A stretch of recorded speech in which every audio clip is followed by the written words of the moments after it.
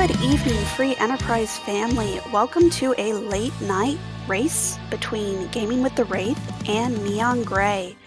I am Alicel and I am joined here by Pixel Tamer. How are you doing tonight? I'm doing well. Looking forward to commentating my fellow Ramu group members. How are you? I am doing great and very excited for this match. We also, back here in the booth, have Gambit doing the restream and Dia taking care of the tracking. That's right, and we are ever so grateful for their help.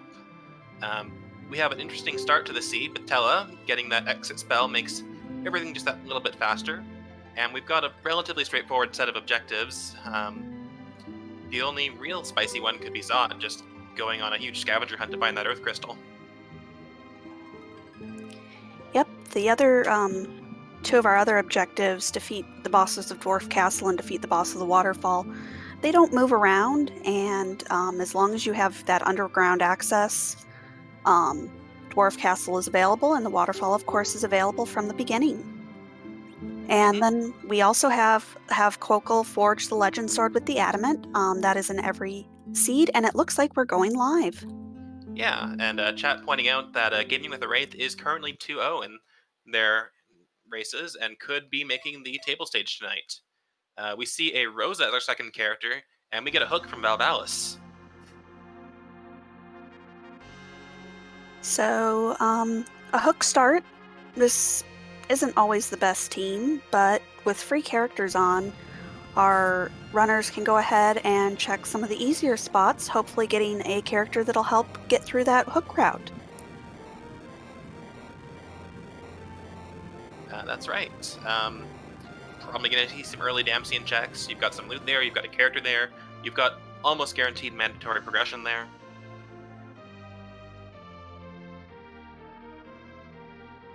And with that Tella, we may see a little bit of a different strategy in looting, as you can get to some of the a little more difficult areas since you can easily get out. That's right. I would not be surprised to see someone fully explore the watery cave or watery pass and just pick up everything they can. We see Rydia guarded by a moon boss in the Baron Inn and an hourglass picked up from one of those chests. I do love a good hourglass and a Lilith rod for any black mages we find. Neon immediately going into Mysidia, getting a Sid and a Vanilla Palom. And Palom's great to see early. He learns Quake so much earlier than Rydia does, and can pretty much carry a team in the early game. That's right. After his first level up, he gets Ice 2. He gets Virus at level 19, I believe, and he's just going to be very solid. We call him the Quake Kid for good reason. And we see both of our runners heading into the Watery Pass. Gonna try and pick up some nice T Wildish loot and see who the character is, I'm sure. That's right. T Wildish, one of our weighted treasure allocation settings. But everything is just a little bit better than you would get on our T-Pro randomization. We see Yang as the Watery Pass character. Not a bad pickup. He scales pretty well without gear, so it just means you have a little bit less you need to worry about in the early game. Although he is a bit of a slow starter. And we did pick up a black shirt, which in the newest release of Free Enterprise finally gets rid of that little pesky bug of it being a shirt for a white mage. That's right. Previous to this version of the game, going all the way back to vanilla Final Fantasy IV, the black shirt boosted the casting stat and could not be equipped by white mages.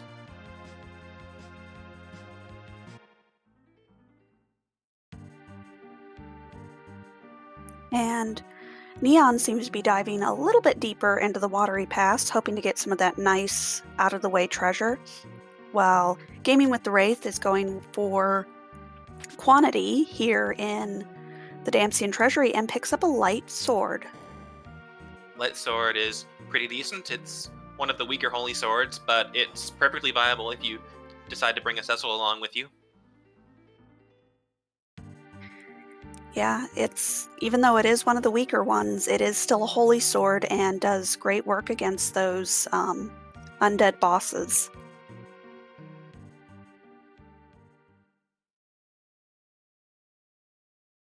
And we see a Palom at the Damsian character check. I would be surprised if that stays around for long, considering we've got a Rosa already.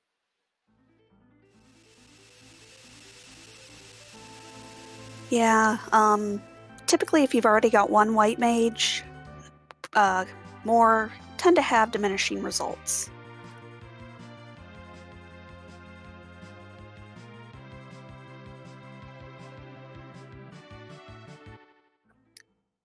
But I haven't seen much of really game-breaking value here in the backside of the Watery Pass, unfortunately for Neon. Yeah, but at least they know that there's nothing there, as opposed to Wraith wondering in the back of his head, what if there was something there? Well, every chest you don't open is a crystal sword. That's right, or a white spear, or any number of very nice pieces of gear. Ooh, and there's an earth wrench in the Mysidian weapon shop. That's a very nice early game weapon. Especially for that Cid, it is his technical ultimate weapon, although some will take axes over that earth hammer. The earth hammer is most useful, in my opinion, because of its item use, where it will cast Quake on all enemies. It's not as powerful as Palom casting Quake, but it's still something your Cid can do if he's not in a position where he wants to use the fight command.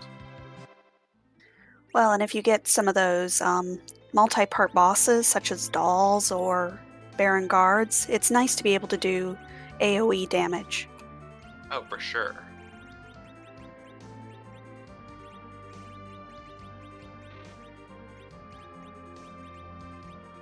But it looks like Gaming with Wraith might be turning that Porum into a bit of a murder child. And we see Neon encountering either the Baron Guards or the Kaipo Guards, holding Edward hostage, and immediately gnomes out of that. Wraith is probably just checking which boss this is, and then likely going to reset out. Looks like he is going to go ahead and take this fight. Might just want to get a little bit of experience here on his characters before heading into Antlion. Oh yeah, and with that mute bell, it is basically free.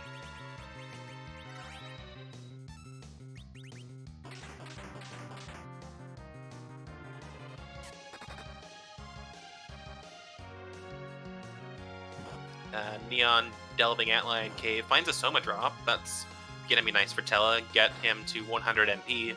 Let him cast weak 4 times before having to refill if we decide we're gonna take the D-Machine route. Or enabling him to cast the best spell in the game, Meteo.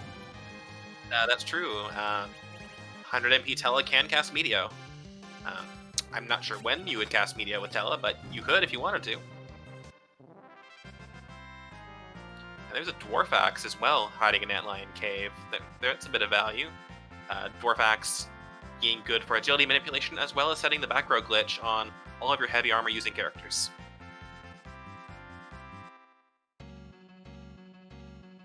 And if you don't have anything for your Cid, I guess it works in a pinch. Yep, and the back row glitch for any of our newer viewers. Basically, because Final Fantasy IV is an excellently coded game with 0 bugs, it was definitely the developer's intention that when you equip a weapon that sets the back row flag, such as the Dwarf Axe or a variety of bows and arrows, that you continue to have the benefits of the back row flag even if you unequip that weapon.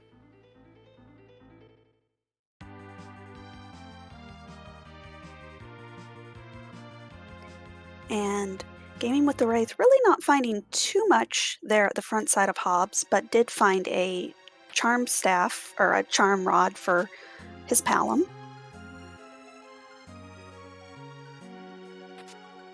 And let's see who our boss at Antlion Cave is. It's the dolls.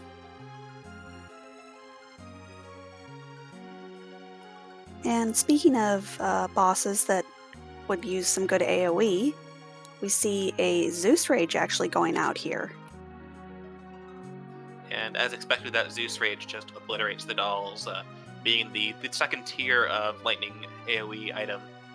It's pretty good at what it does, and we find music.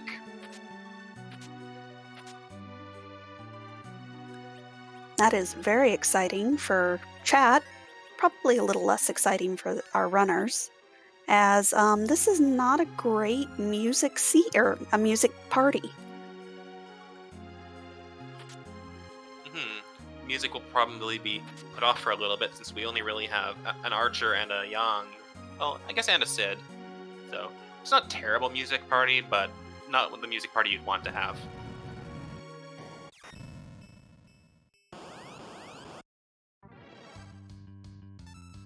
Wraith finds his dolls, while Neon proceeds to explore Fabul, finds an Ogre Axe in the weapon shop.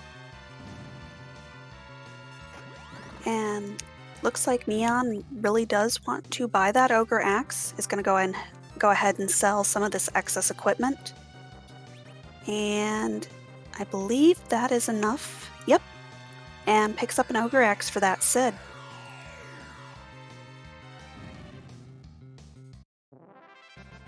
Selling the ninja shirt is a bit of a surprise for me, but I guess if you don't know for sure that you're going to have an edge, it's just sort of money that's sitting there waiting to be used.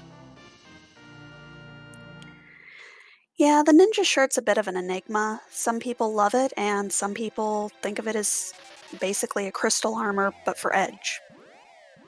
I mean, it basically is his ultimate armor, so I can see the analogy.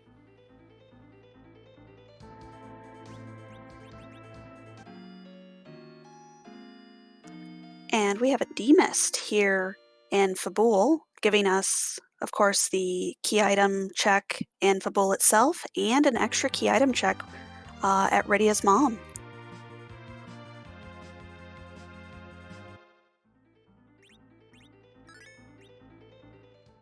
That Palom goes down very quickly to one attack from Demist.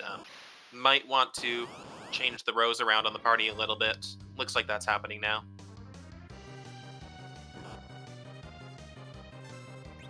And we find the 4 Fiends of Elements at the Waterfall Cave.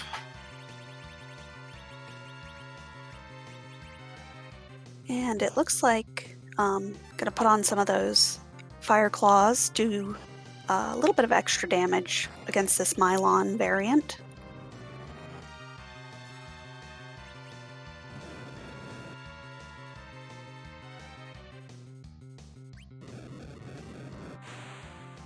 And we see Leg coming out and blasting this party with Fire 3. That's probably a one. Oh, the magic power of this spot is bad, so they survive. A tier 3 spell. And immediately wipe it out with an Ice 2. And that is the first objective done for Gaming with the Wraith.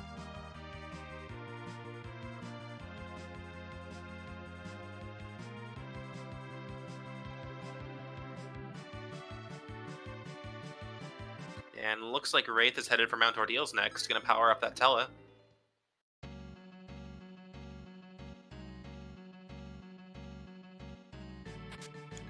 And neongrey, still working on this demist, and manages to take it down with that Sid.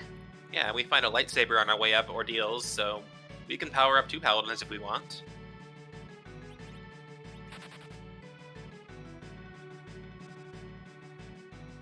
And Wraith says no to Sid for now.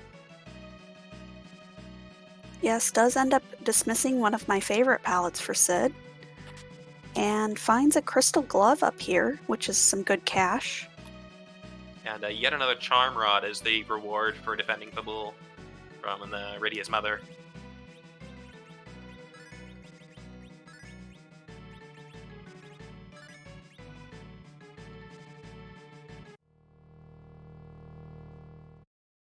And I expect we'll see neongrey heading straight to Mist to turn in that demist. Quite possible.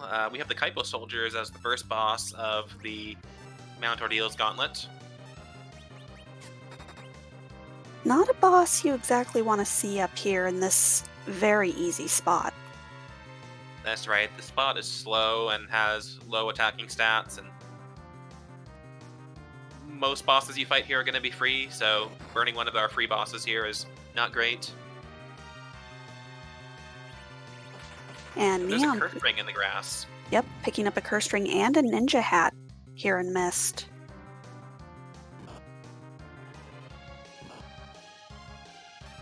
And a Luca key from Rydia's mother. Yep, but I think the gear is the real reward, given that the Luca key is technically optional in these flags.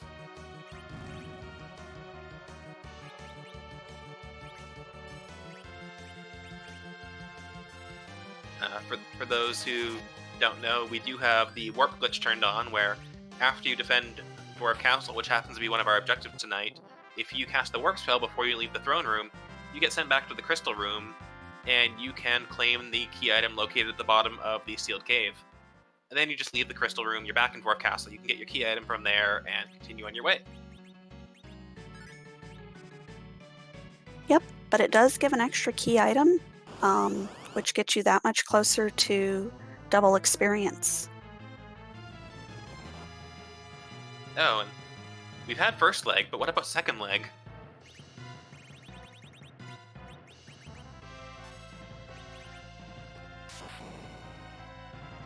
And we'll see, I'm not sure what the magic power is at this spot. That's appreciable.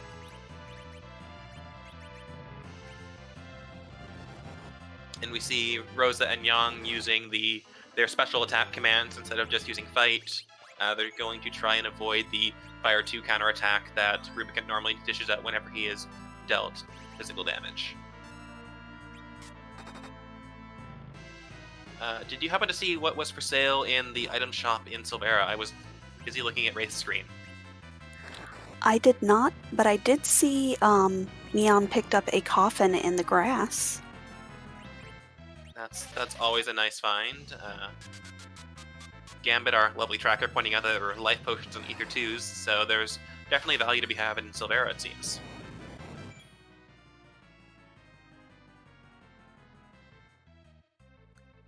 And with some well-timed ice too, we see Rubicant go down on Gaming with the Wraith's side.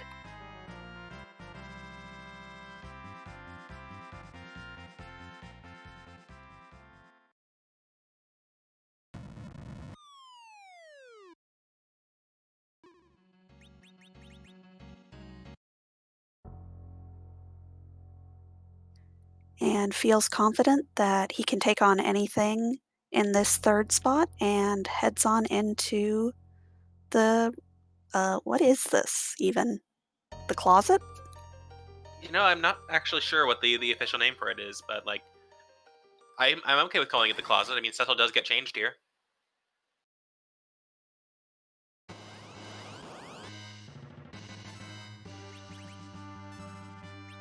And Neon actually getting some benefit of that coffin can kill the officer and get a life glitch. Yeah, meanwhile, we find that Dark Elf is guarding the Sand Ruby, another very easy boss that you wish you could find at a more difficult spot.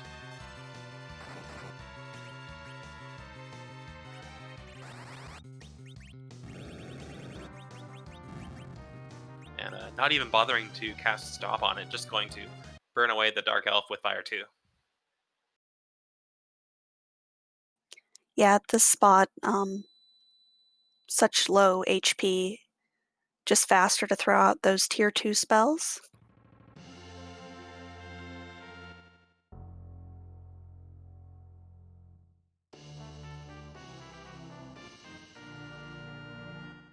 And now all Tellas have learned Meteo.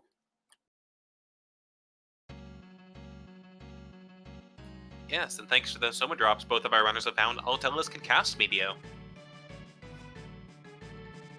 And our runners briefly high-fiving on as Wraith leaves Ordeals, and Neon continues their ascent.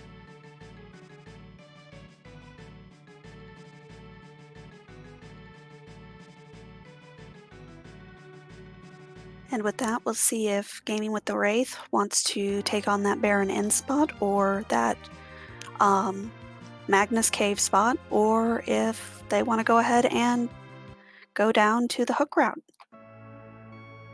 Or continue shopping percent.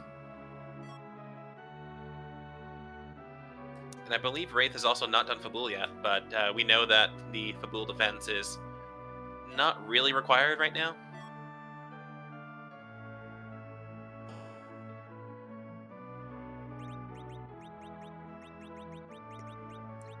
Yeah, really the only value of that demist is knowing that it's not in the pool somewhere else, a little bit more rude.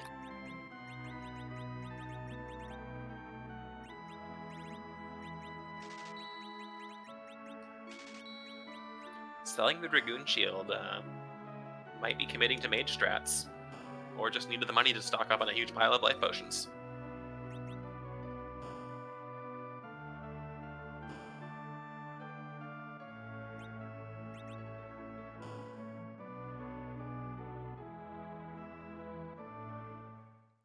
And while our runners are kind of retracing each other's steps, we just want to let you know about a special marathon submission that we have going on tomorrow at 3 p.m. Eastern Time here on the Free Enterprise channel, being run by our very own Gambit and Commander Leonhardt.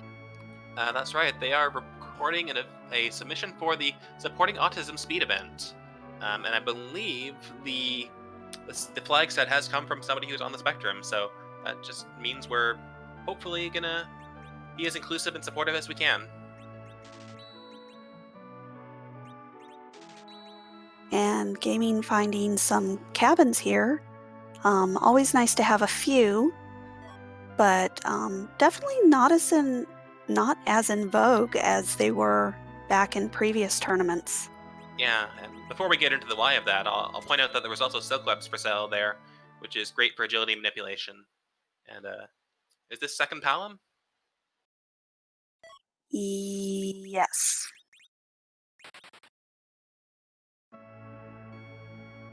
And we're trading one twin for another.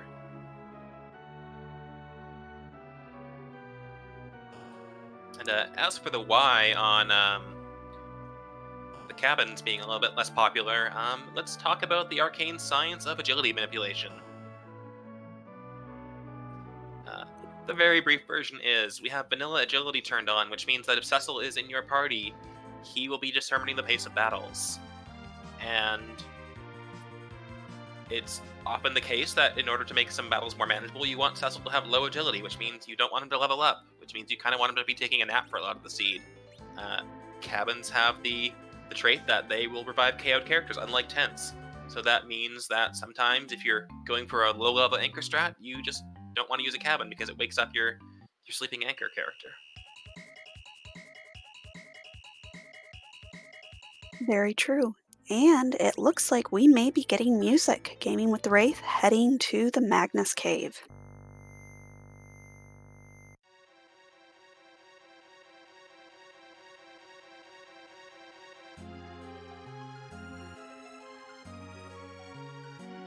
And would you like to tell us why we see all of these harps in chat? Sure, so one of the many cool things about this randomizer is we randomize more than just the gameplay. We randomize some of the cosmetics as well. And the thing that we're about to see is we have a variety of songs that Edward can play when he pulls out his harp to support us during the fight against what is normally Dark Elf. And we've got a wide variety of songs from a variety of consoles, a variety of genres, and it's just a fun time.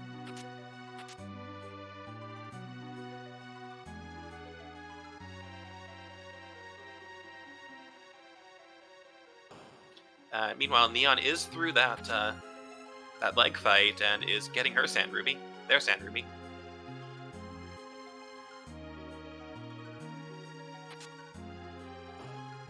And we'll see where they head next after they take down Dark Elf.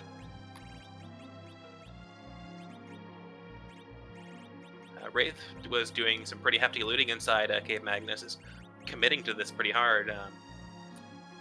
I'm surprised we haven't seen a safety save, given that this party is not great on the physical damage front.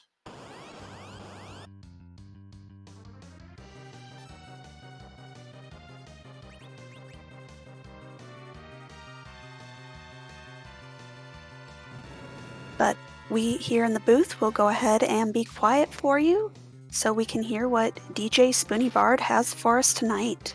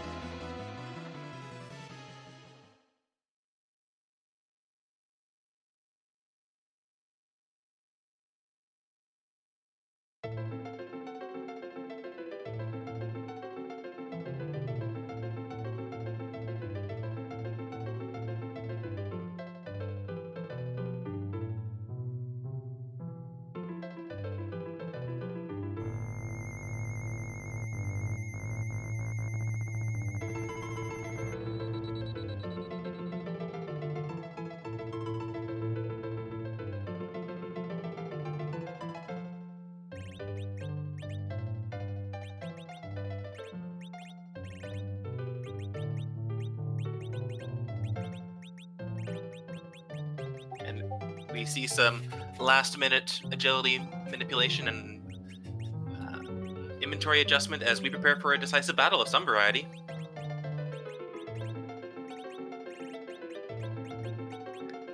Yep, and as Chad has pointed out, this is boss music from Final Fantasy VI.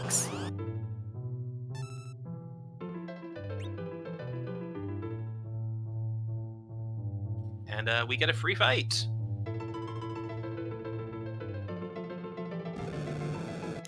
And at this point, this is our third free fight here in the overworld. And this is a significantly kinder seed than what we were commentating on last night, isn't it? Yes, very much so. And our tracker Dia pointing out that there were Cure 3s and Starveils in Baron, as well as a baby Rydia.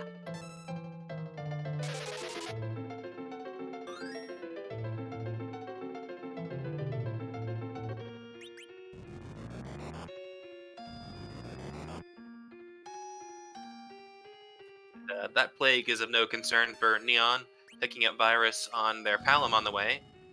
And we go to everybody's favorite mad scientist next.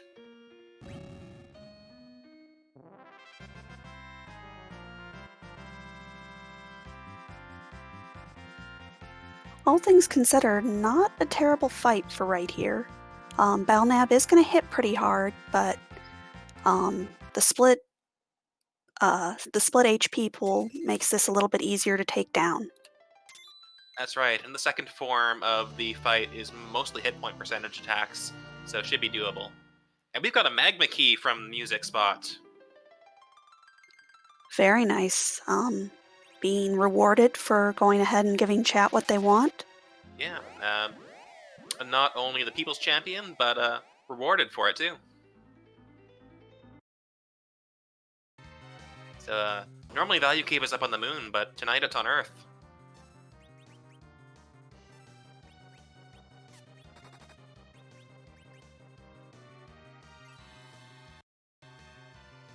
And we'll see if Gaming with the Wraith decides to do any additional checks here on the Blue Planet, or if they decide to go underground.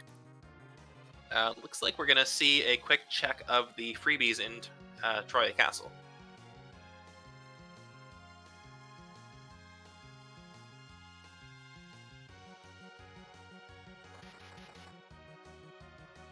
And we did see a full moon if you want to back row an edge, and a Dragoon Mail if you have a heavy armor fighter, but overall this was not a great dive into Troya for Wraith's current party. And Neon Gray picking up the pass, which is a very nice find. May possibly be a moonless seed. That's right. Unlike Vanilla Fantasy IV, the pass does not get you into a dancing show here, but instead it gives you a shortcut from Troya to Zeromus.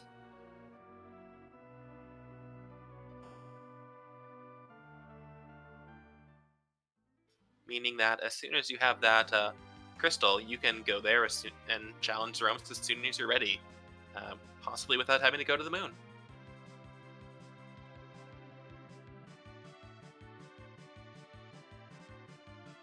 And we see Neon picking up their hovercraft. Looks like they're going to be heading towards the hook path. And Wraith is doing the same, but I suspect this is just going to be a shop check.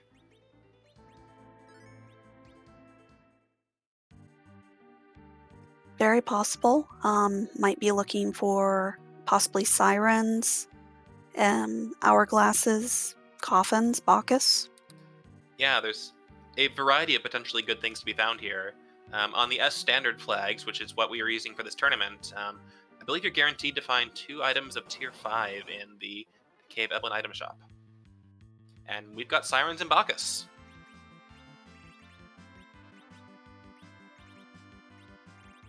And Neon is in Eblin Castle taking on some of these trapped chests, looking for some possible tier 7 loot.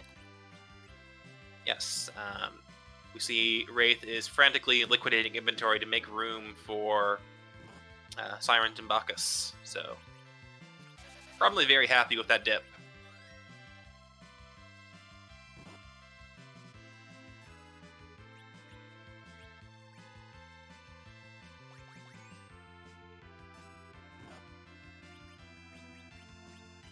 Looks like Wraith is not quite ready to go underground. Gonna do that Baron in check first and get that pass.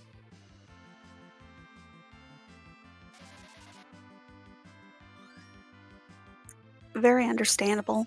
You want to make sure, hey, if I've got some fairly easy fights here on the overworld, take care of those and then quickly take care of my dwarf castle check. Right, might as well get it out of the way quickly, and we've got a pretty good party for going underground, I'd say. Especially if that second pal in the Luren's virus. And we see rocks on Neon Grey's side. I'm very excited. Yeah, normally we only see rocks falling when Zeromus is low on hit points.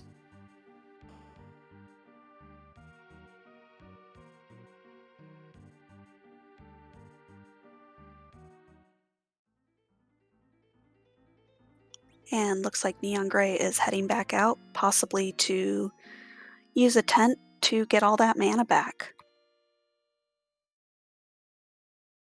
That's right, tents restoring 1,000 hit points and 100 magic points to every character.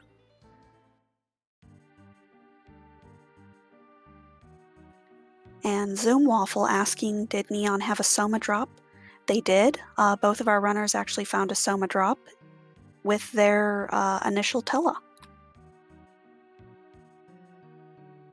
Yes, I believe it was an Antlion Cave, which was very generous on loot for getting everybody started, and Dr. Luge goes down on Wraith's side before even transforming.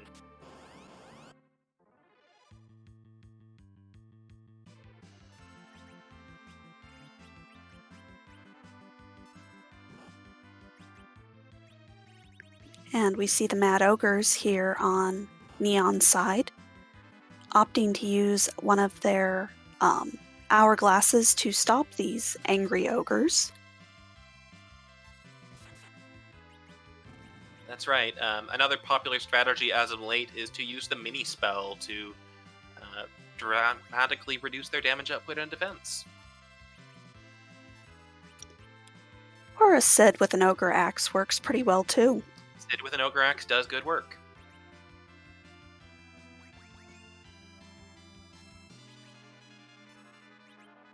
And we see a good demonstration of the life glitch here. Again, if an enemy is targeted by the life spell, they will be brought back to life. However, one of the formulas for determining the effectiveness of the life spell includes the vitality stat of the target. All monsters have a vitality stat of 0, so they're revived with no hit points, immediately die again, which means more XP and more gold for you. Yep. something that's used very much in the vanilla speedrun, and our runners use it to their advantage as well. And, Neon, continuing to be trolled a bit by the loot here, gets a crystal shield for their trouble.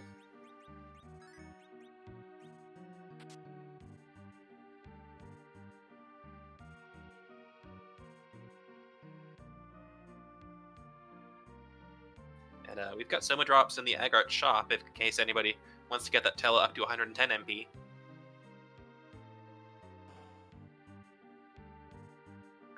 I would think that 120 would probably be the next breakpoint, that allowing you to cast 4 Cure 4s. Yeah, being able to cast more Cure 4s is always good. Even with Tela's low stats, a Cure 4 on a single target will always restore them to full hit points.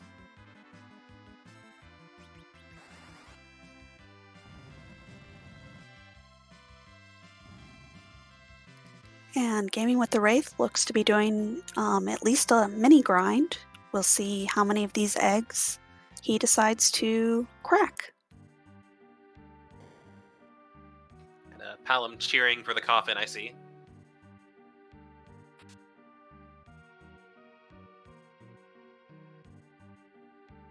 But both of those Paloms now have Quake, probably feeling much more equipped to take on the challenges presented here in the underground.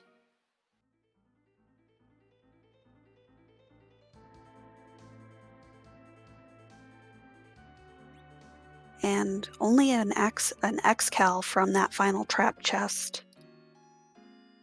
So lots of Paladin gear, but no Paladins to be found.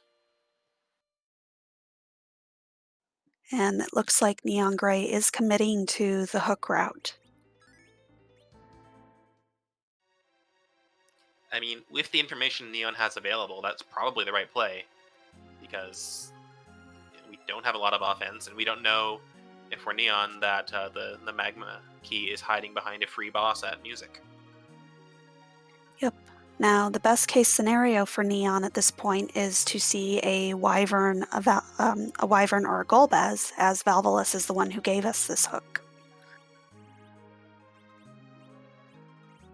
That's right. Under the flags we have right now, the exclusive access to the Underworld cannot be blocked by Valvalus, Golbez, or Wyvern. They can block one of the ways underground, but they cannot block the only way underground.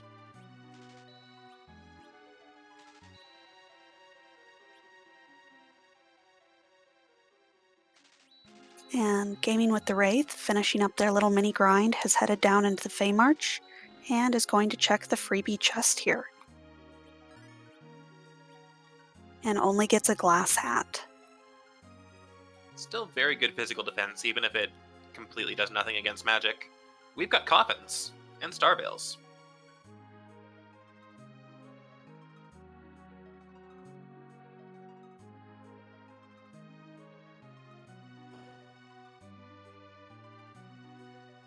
Neon appears to be changing their mind about looting the infirmary. Child NPC boss maybe seems to have won that round. Does pick up a life staff out of that chest, though. That's right, I believe that is the most powerful white magic staff in the game. Yep, it sure is. Neon finds an apple Moonveil. and a Moonveil. Moonveil, one of the most powerful consumables in this game.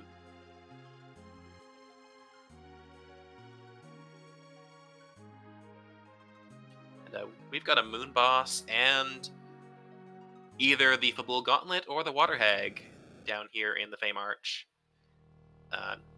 This is one of the few spots where you really need to respect the Water Hag. And we have a turtle blocking our underground access through the hook route. We'll see if Neon decides to maybe take a look at their other options or goes ahead and just pushes through.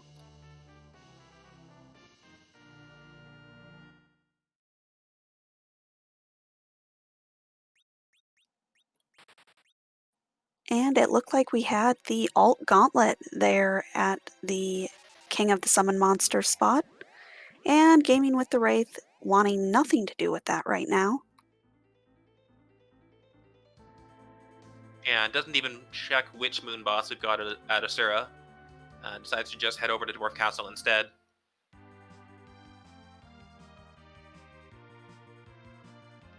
And thankfully, Neon taking another thought about that and deciding, maybe music isn't quite as bad as trying to deal with that turtle.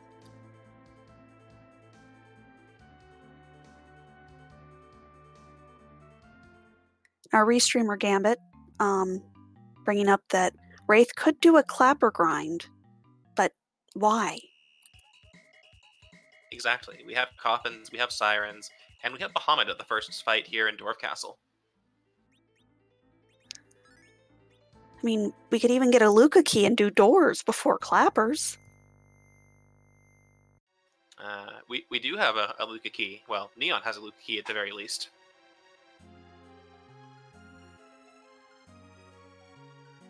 And we've got a little bit of a freebie here in the first spot in Dwarf Castle. I don't see this spot being any problem with that Palom with Quake. Yeah, I think 3 Quakes is going to be enough, especially if Rosa and Yang provide some supporting damage.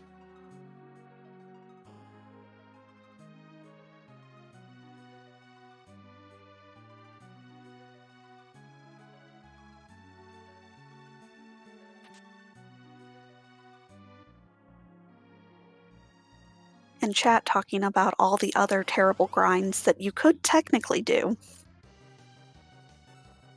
Yep. Any type of monster that summons more monsters, we've probably figured out a way to grind off of that.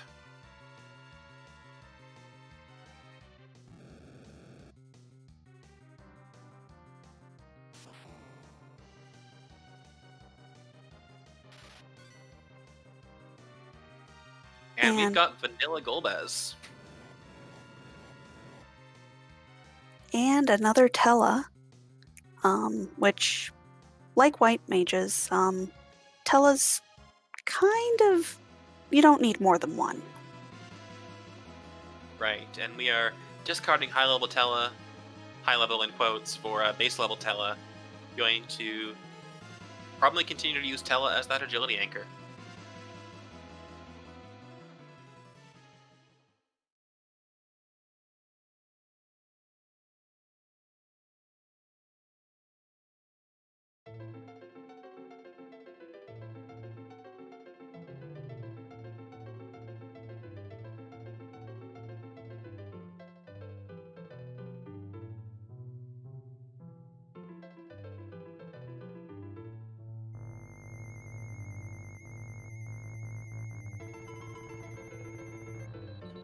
Welcome, Tybalt and friends. Happy birthday.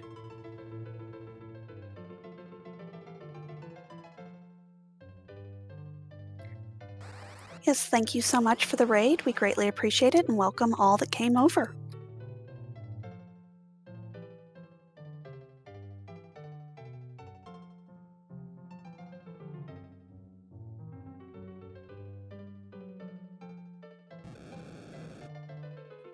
And Gaming with the Wraith gets their Star Veil up. And we'll just have to kind of eat through Golbez's health here. Yeah, and this is pretty safe. Golbez does not have very strong magic attack at this location. He does have 2 or 3 spells, but as we saw, it only did like 300 to 400 damage to that Tella, whereas Yang is dealing close to 2,000 with a powered-up Fire Punch. And Golbez asking, why am I weak to fire?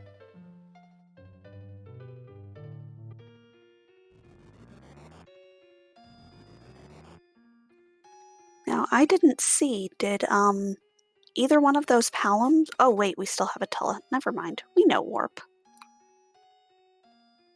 Yes, even though we replaced level 28 Tella with level 20 Tella, his spell progression is gated entirely on Mount Ordeals, not whether or not he's reached a certain level.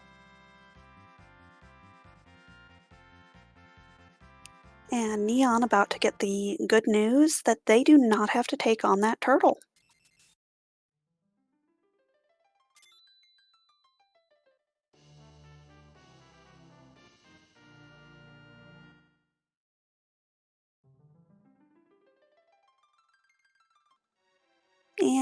only a spoon from the Luca check. It's a key item. It's throwable. It's Edward's best weapon in these flag sets.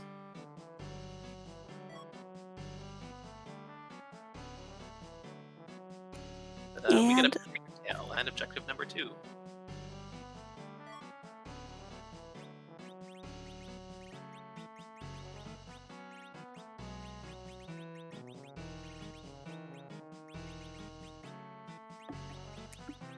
so now you start to have to think, where do I go?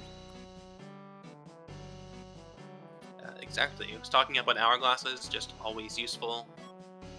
Um, I think the only spots that are easily accessible right now are the Fey March bosses, Sheila 1, and Top of Tower.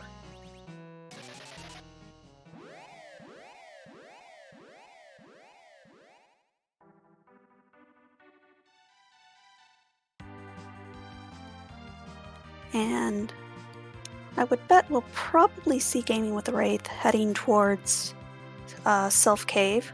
Check your freebies. And we'll get his Luca key as well. That's right. You'll probably do the defensive Hulu while you're there because you've got the levels. It's going to be pretty free regardless of whatever it is.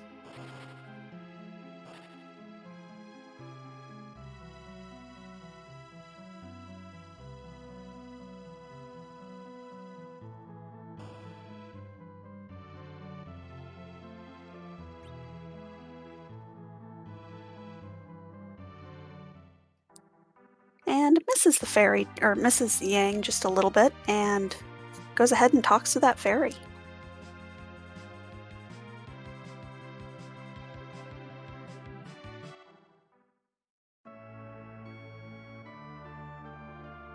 You think we're going to get a job dwarf check while we're here? I think we very well might.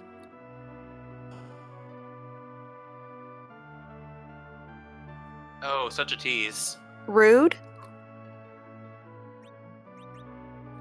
Question from chat: why do the runners never open the chests in Young's bedroom? That is because we are still in the Sylph Cave, and those chests could be trapped.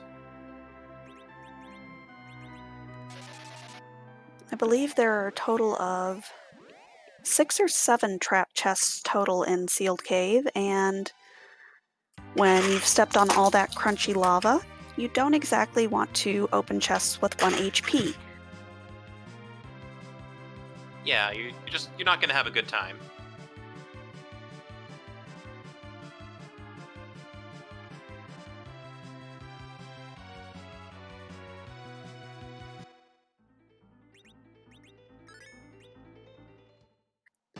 And neongrey heading to Dwarf Castle. Gonna go ahead and get their objective number 2 out of the way.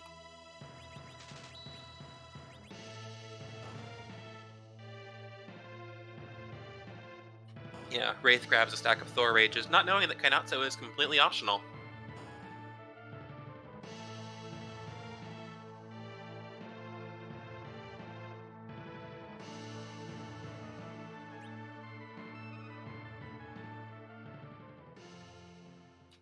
Chat asking about the nature of the trap chests.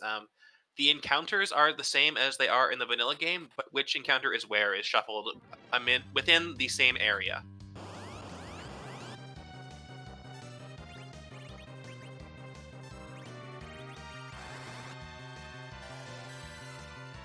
Wraith may be checking the armor shop preferentially to the weapon shops because leaning more on casters and Yang and not really caring about weapons just as much.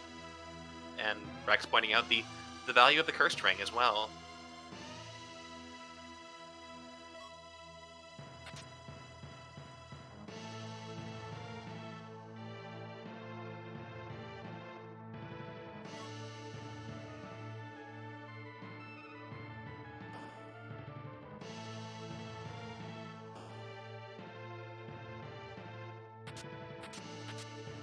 And we see Gaming with the Wraith heading up the power. I believe that was a sorcerer robe that we That just was a saw. sorcerer's robe. Basically, the best gear you can get for your mages. And Sheila holding the darkness crystal. Yeah, and we've got Atella with all of his spells, so we could very easily just go do some D-money and get our endgame levels right now.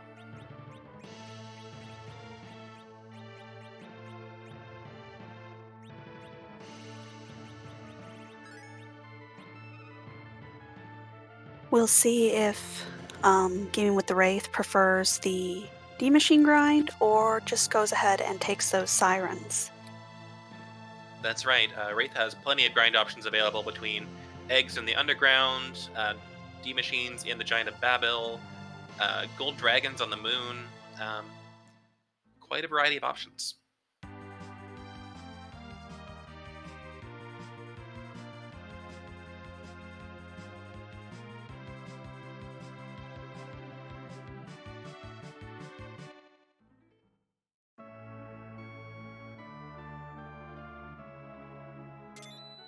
And Bahamut is down on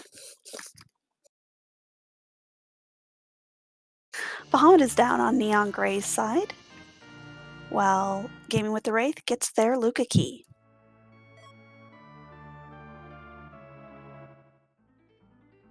And the Cursed Ring, probably very happy about that. That is 25,000 gold saved. I think the real savings is the time, because we don't have to worry about checking any more weapon and armor shops.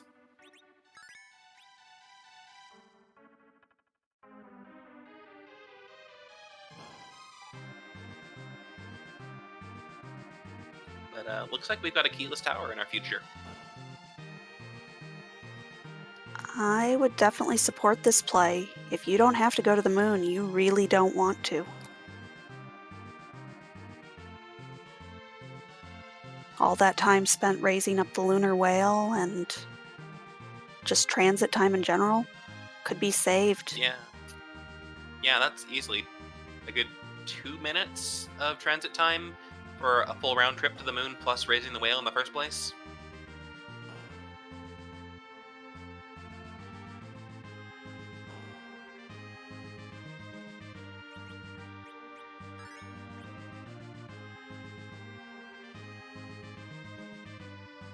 And Groundflyer pointing out in chat, with only 8 key items, maybe hoping for another key item or two. That's right. We have a nice quality of life feature in this game where as soon as you have 10 key items, you get double experience gains.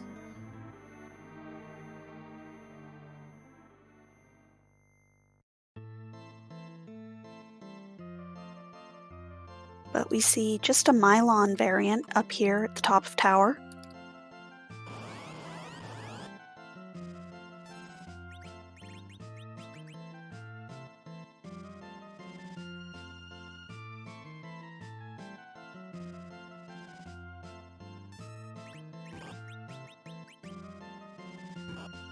Yeah, this young is just going to do a pile of damage with those fire claws.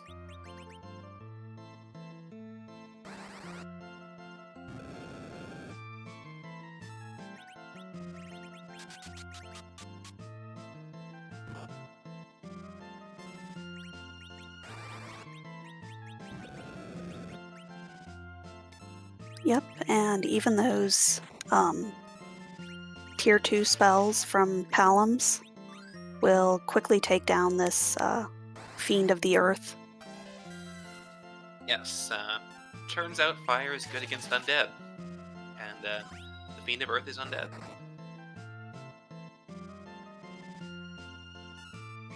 Which I assume is a callback to the Final Fantasy I Fiend of Earth, Lich.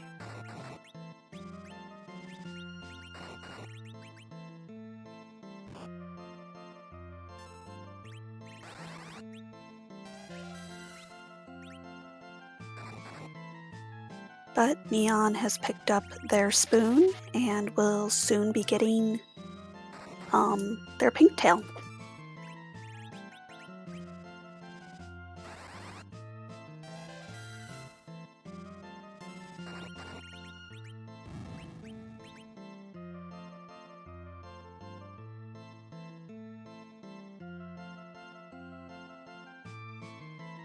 And Mylon goes down pretty smoothly. Tell is taking a nap. He's old. He has to do that from time to time. And we get a package for our trouble. Do you keep this and run all the way back down the tower? It's a ninth key item, but Gaming with the Wraith at first thought about it, but then decides to go ahead and reset.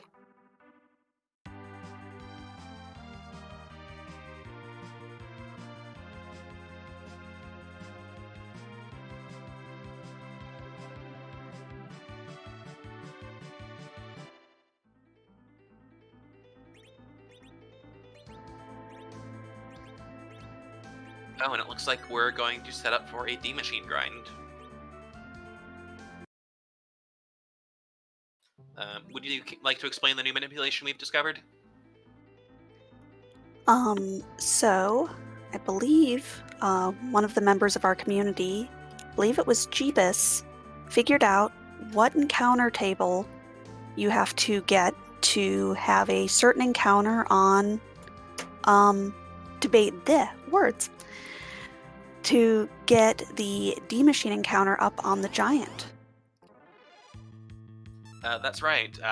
These flags have the can't run bit set on them, so the normal method of manipulating out a D machine grind of going up to the Giant of Babel, saving, and then running away from encounters is a whole lot less safe than it was before. So instead, we will manipulate the encounter tables using encounters outside of Baron, which are the weakest in the game, and that lets us then figure out which room the D machines are going to show up in, how many more encounters we have to fight through in order to unlock that, and then we just turn off encounters and head up to the giant, and we can get our grind on.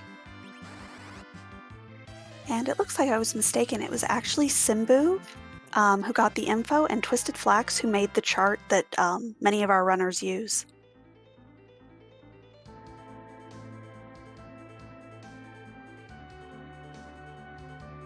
Yeah, and we've got charts for a few different kinds of grinds. I know Mac Giants are up there. I know there's one or two others as well, but the specifics are currently escaping me.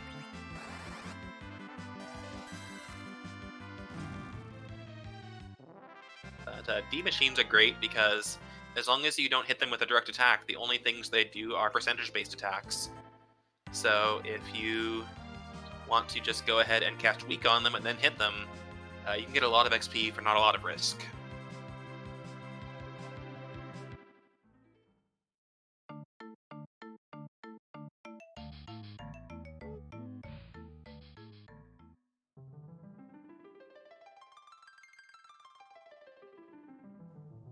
And Neon taking a good hard look at that blue robe.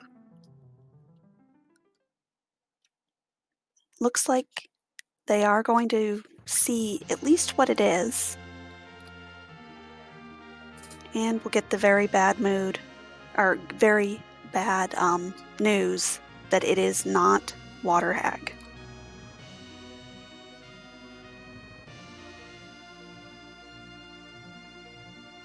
Yes, finding the alt gauntlet will put you in a bad mood.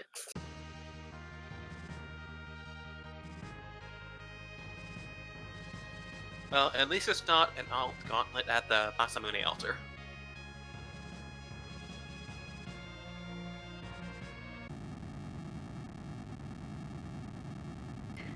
Very true, very true. Although, chat, I'm sure would love to see that. Our I know runner you would love to see that. Maybe just a little bit.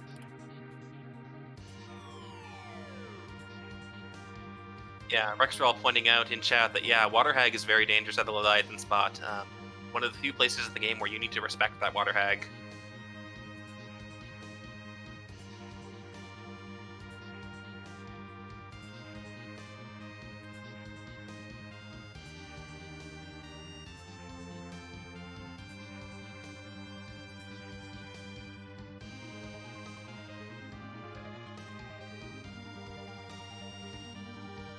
But we see Neon is going to go ahead and take this chain to get the darkness crystal, and I suspect Gaming with the Wraith is going to be starting their D-Machine grind right about now. Yeah. Do you happen to know how many ethers Wraith has? I do not. That's something to keep an eye on, because that will definitely influence how much of a grind we can get here, since Tell is our only weak caster.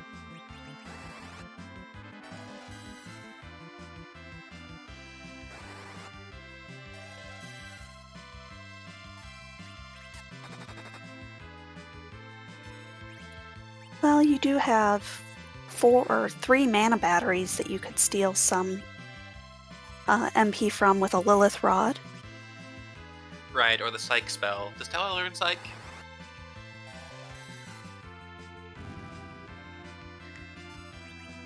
Maybe, but I do know it's one of the higher cast times of a spell. Dia confirming that Tella does learn Psych, and Dia likes to use it regularly.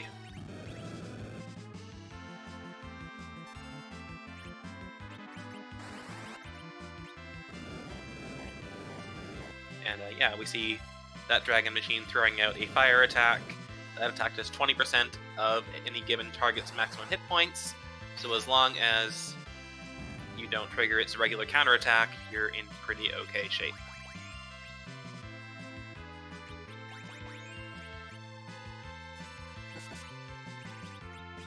And doing some very advanced strats here, going for 2 life glitches on the same dragon by casting Ice too. Yeah, that is definitely an advanced strategy. I've gotten it to work sometimes, but not consistently.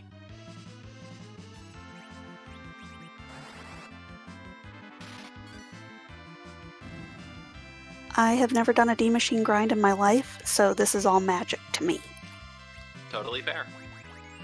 Until like 4 or 5 months ago, it was pretty magic to me.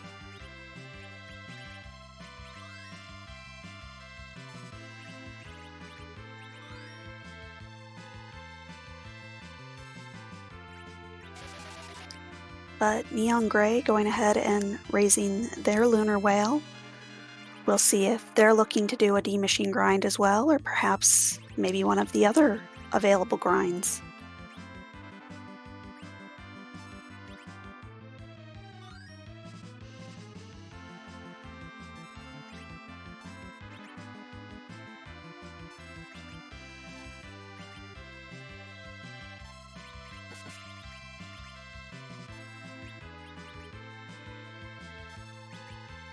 So, while Gaming with the Wraith is grinding, let's talk a little bit about tomorrow's races. We already mentioned the marathon for the Supporting Autism Speed event, but we've also got 2 more races in Highway to the Threemus Zone. Both of them are later in the day, and starting at 8 p.m. Eastern Time on RPG Limit Break, we've got Xenocat versus Justin MDP, and then at 9 p.m. Eastern Time on the Free Enterprise channel, we've got Big Dunka versus Dishmu.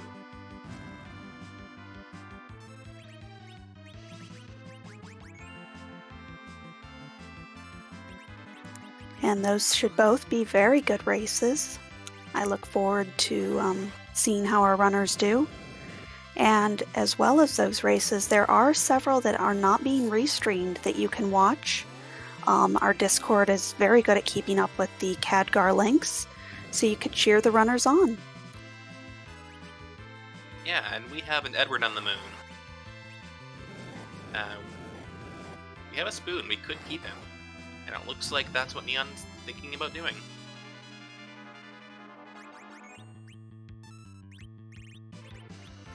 I will spare the chat for my terrible singing voice and trying to come up with a rhyme for Edward on the Moon and something something spoon.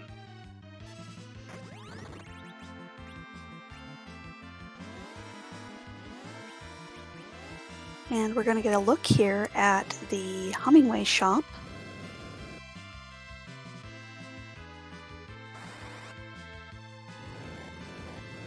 And only finding vampires and unicorns. Yeah, vampires have become a lot more popular recently thanks to a new endgame strategy that I believe Zilch came up with.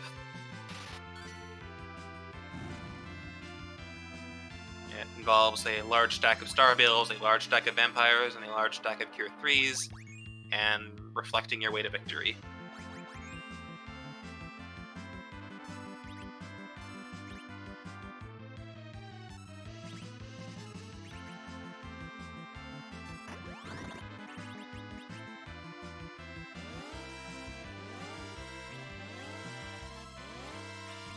And I'm not sure how many dragons we are up to on Gaming with the Wraith side.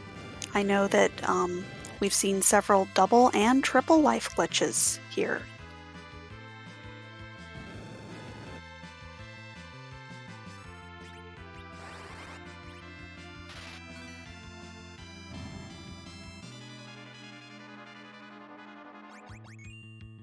But Neon opting for a little more of a conventional grind, certainly a lot safer. Gonna take on some of these eggs. Yeah, and I hope that Wraith takes a moment to heal up his party, because everybody's in range of just getting knocked over by one more flame attack.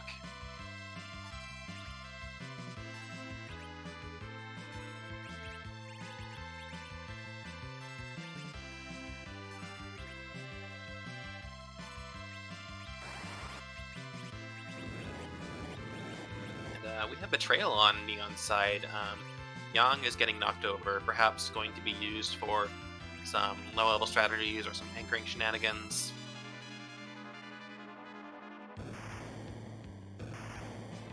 And Tella going out with style on Wraith's side. And takes it down and gets a casual 700 and so 100,000 experience. Those Palms come in just short of learning Nuke, but probably still in a very good place for going up to the moon and taking out some lunar bosses, trying to find those key items.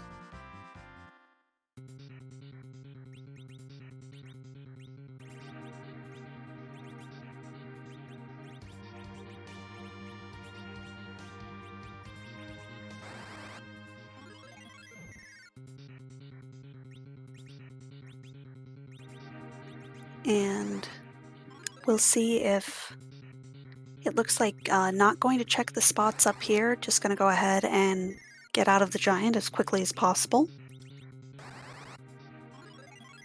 You know, that's fair. With two pretty straightforward objectives and a fairly easy access to the moon, I bet both of our runners are thinking that they need to hurry.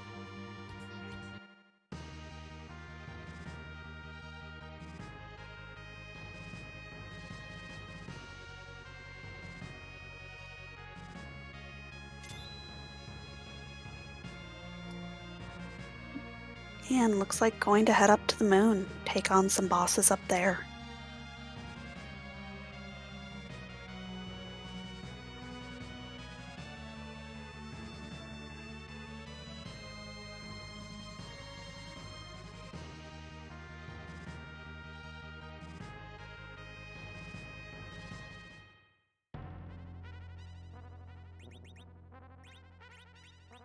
And it looked like Neon got a buy one, get one free on Sirens. I did not know that you could get sirens dropped off these particular encounters. Yep, you sure can.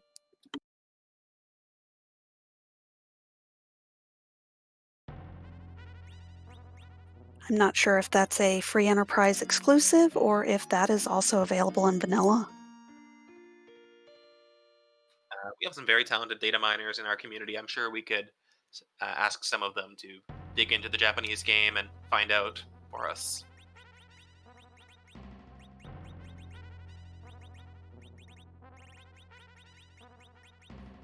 Jeebus confirming that that is a vanilla drop on the Japanese version of the game.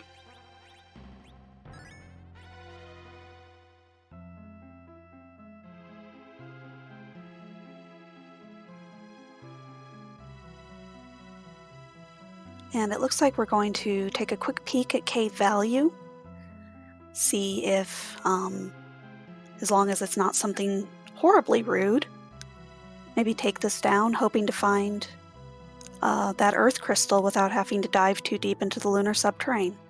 That would be nice. Leviathan is pretty okay here, I think. We don't have to worry about that horrible, horrible physical attack power that this spot is notorious for.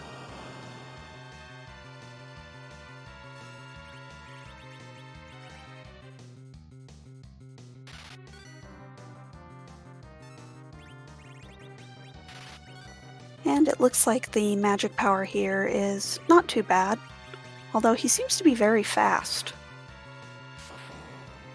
Oh, the Silk Web will help with that. But I think this is pretty straightforward and in the bag for Wraith as long as you can keep up those heals on Rosa.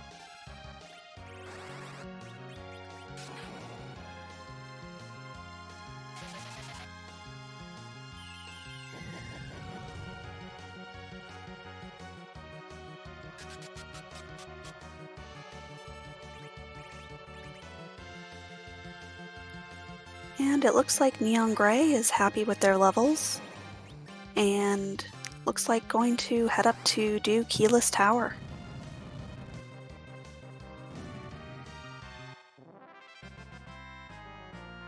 And down goes Leviathan.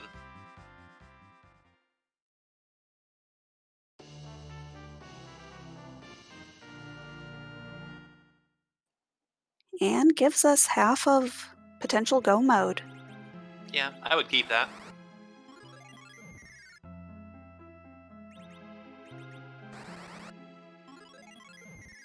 And we have 2 value caves tonight, Cave Magnus and Cave Bahamut.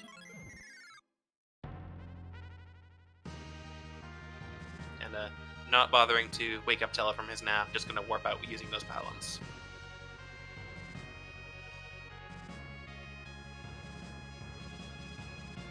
Yep, deciding it's not really worth the effort of having to re-kill your anchor.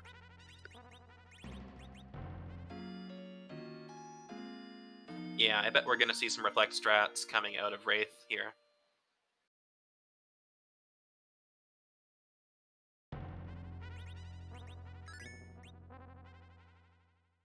And Tella's back up off of the cabin.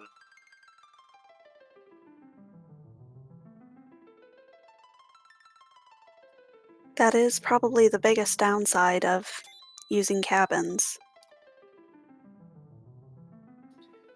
Yeah, once upon a time, it was great. Cabins brought everybody back up, but now that we are so much more hyper aware of our agility manipulation for Zeromus, it's starting to be considered a drawback.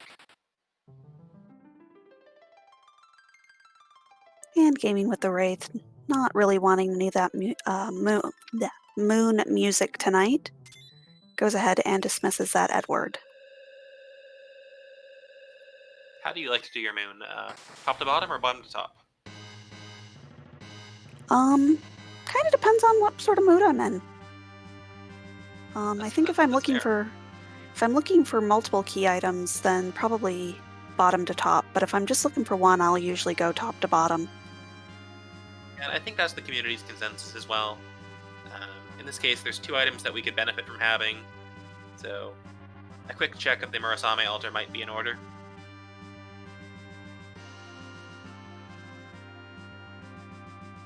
And chat asking if the entire tournament is going to be vanilla anchoring. It is.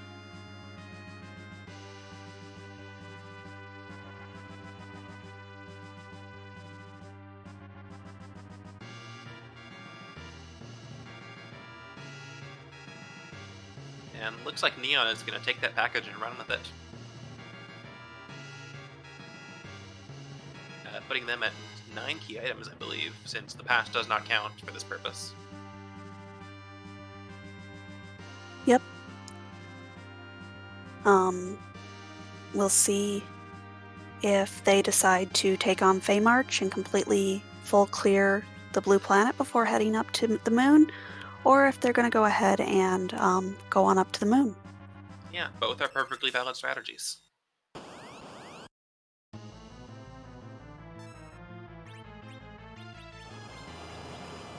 And we've got Nope Rope.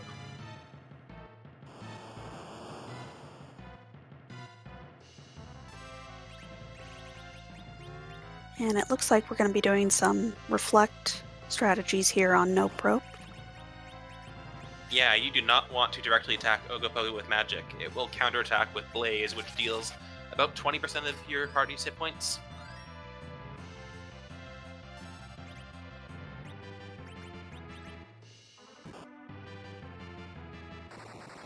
But it looks like this rope is pretty angry. Yeah, this rope is full of nope. And Neon is going to the moon.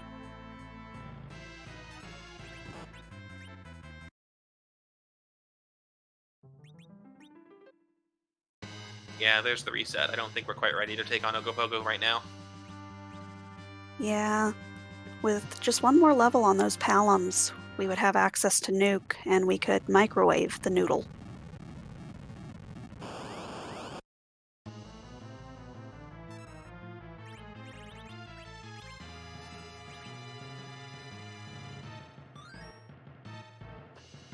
This is also not fun, but a little more doable. Yeah, the physical attack at this spot is fairly weak, so you don't have to worry too much about the counterattacks. But we're not going to see very many counterattacks anyway, since we're going to be reflecting on one of our characters in order to actually deal magic damage, I expect.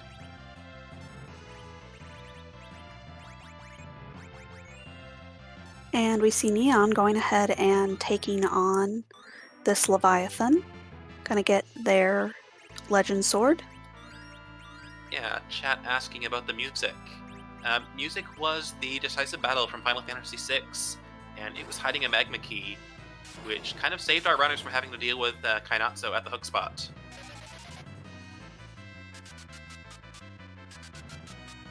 Tella's helping. Tella is helping. He probably just wants to feel included, you know?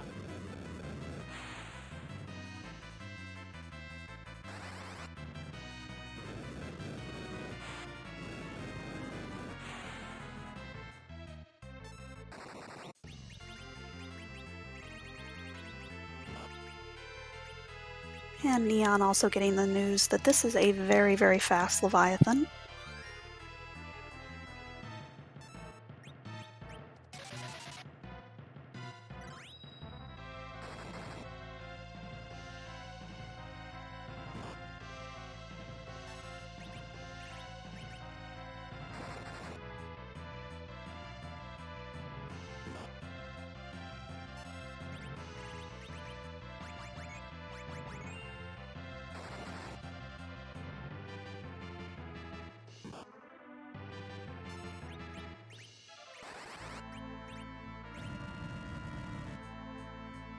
And looks like those palums are switching over to using Quake.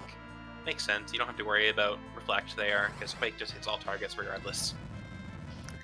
Yeah, you typically don't want to fire 3 or Yang in the face. Asura is defeated, and we will find out if there's a spicy key item, or if the true reward is just getting Nuke on both those palums.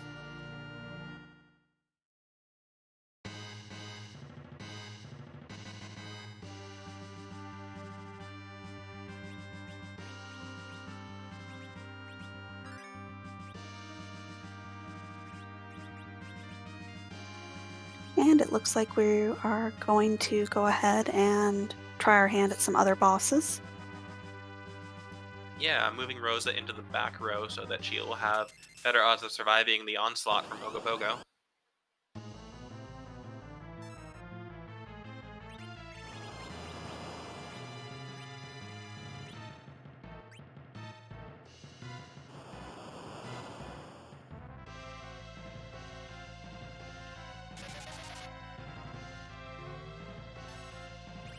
Oh, and did not heal before going to this fight. Helen is down, Yang is pretty low. Yeah, looks like takes a reset. Totally understandable.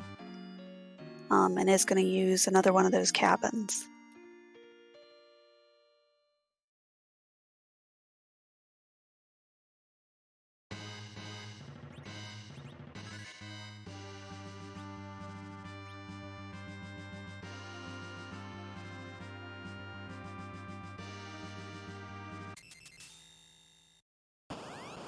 And I didn't see, but did Gaming with the Wraith turn their battle speed down a little bit? I did not notice. I was looking over at Neon's screen to see how that battle was progressing. It seems like Tella is actually contributing decent damage there. Lit 3 exploiting an elemental weakness, even with low stats, dealing 4,500 damage and getting the kill.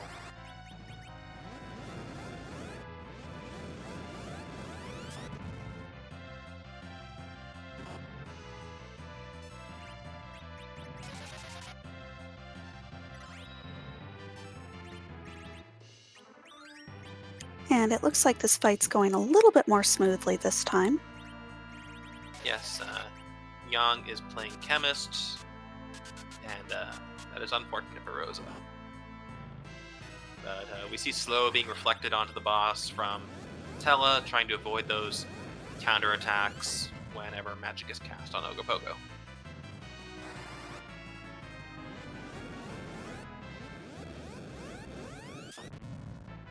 And we see a quad 9 and another 8,500 should help take down this very angry noodle.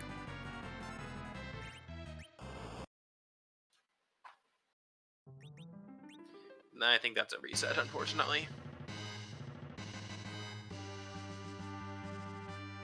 But we do see Neon. Looks like they are going to go do their D-Machine grind. Oh, Neon could be going for the classic manipulation, except in this case it would just be save and reset until you get on your first encounter.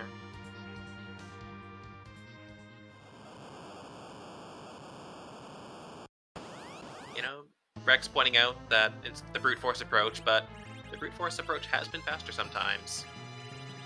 And we've got Karate Man at Ogopogo spot.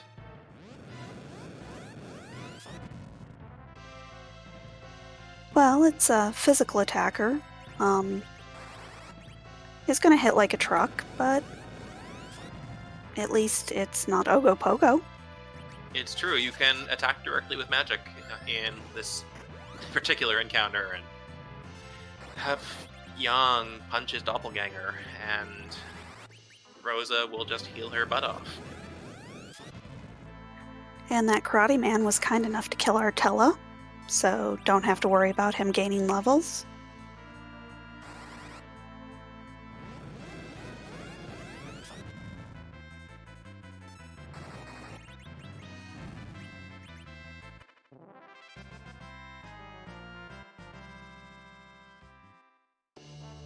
And the Karate Man is defeated, Yang has resolved his internal conflict and is rewarded with an Artemis bow.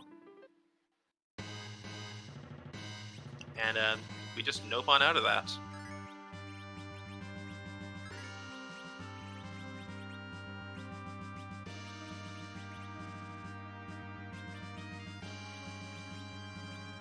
And we'll see, might be wanting to try that Ogopogo again.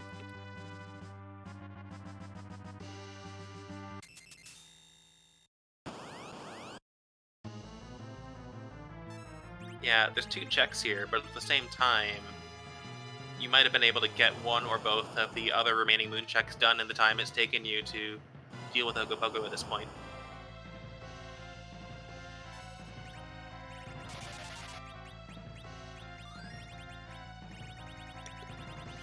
And Neon, working on getting that proper encounter, is looking for the space that has the D-Machine fight on the very first square, as Can't Run is on for this this tournament, so runners cannot run away from fights. Which is why the creative minds in our community have gone ahead and found this new manipulation, and I believe this is the fight.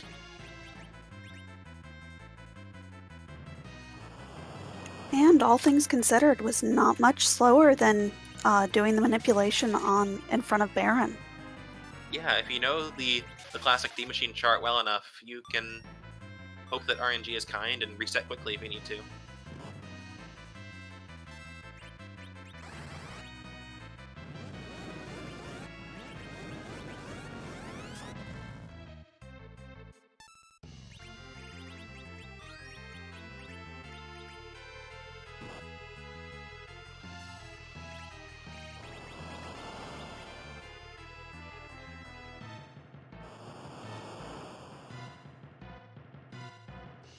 And looks like Rosa's gonna get KO'd by this double big wave. We're just gonna have to hope that Palom can get it done. Yep, I'm not sure quite how much damage has already been done to this noodle, but this is one of the highest HP spots in the game. That's right. I think only the 4 Fiends of Elements have more hit points. Yes. Well, it's actually, they are tied. The 4 Fiends have that crazy refill thing that 4 Fiends like to do. So, Yeah, that's right. One of the limitations of the Super Nintendo is that it can only store numbers up to 65,000 and change. So in order for an enemy to have more than that, the way the game does it is with a counterattack that will cause the boss to silently refill its hit points once it reaches a certain threshold.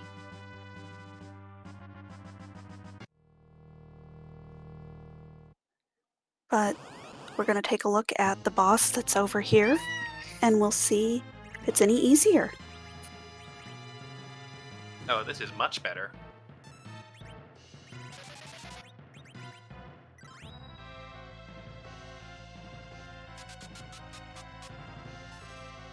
And yeah, chat is hype over guest cat.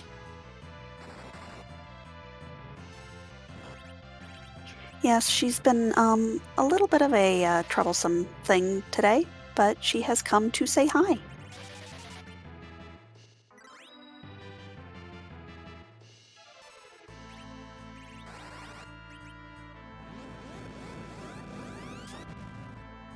But we see this fight going much more smoothly. Rosa and Tella blinking up characters, getting Yang berserked. Yes, this spot does not, or this boss, I should say, does nothing but physical attacks. And whenever he is hit by the fight command, including off of Berserk, he counters with slow. So Palom can just lay down those nukes, and this should be pretty straightforward.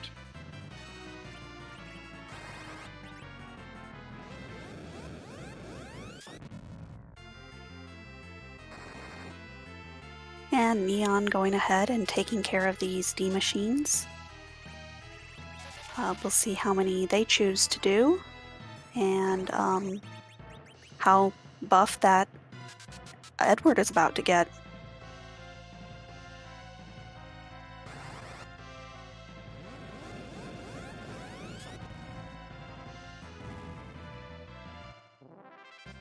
Yes, I believe that Neon likes to try and get Edward up to the point where he can survive an unnerfed Big Bang. So that's like level 60 or 70 or so by the time he gets enough hit points. And we get a tower key off of that Pale Dim.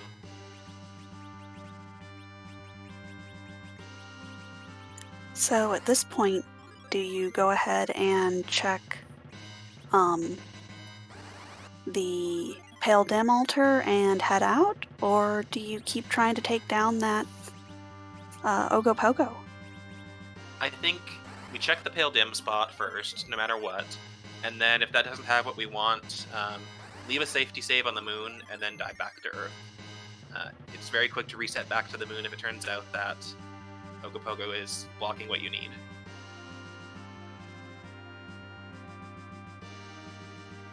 Looks like Wraith might be choosing to go and tackle Ogopogo again, though, as opposed to checking the vanilla Pale Dim spot.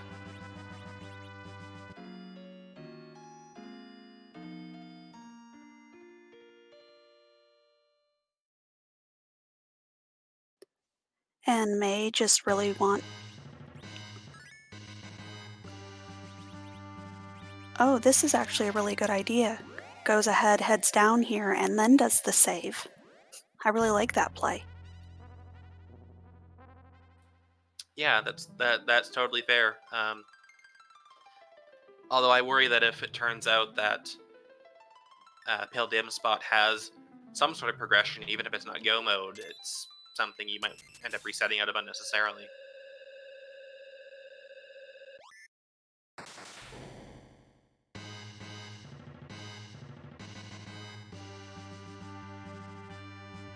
But Wraith beat me pretty handily during our race, so I probably shouldn't criticize too much.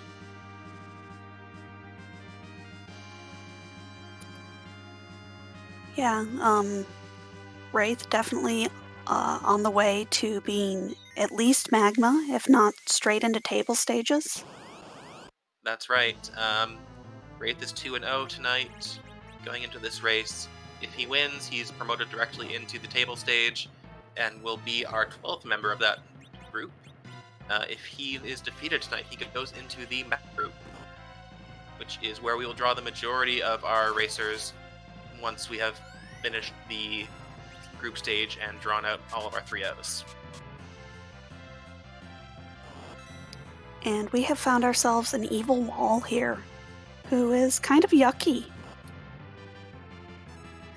Yes, Evil Wall counters all magic attacks with a gradual petrification, but I don't think that's annoying enough to bother with reflect strats. I think we just power through it.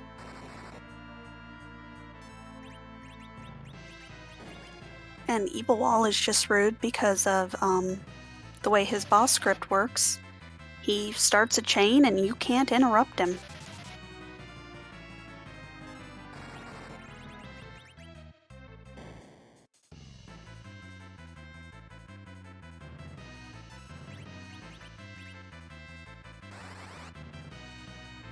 We see some very solid run buffering used to just get that little bit of extra time to input commands before the next ATB tick.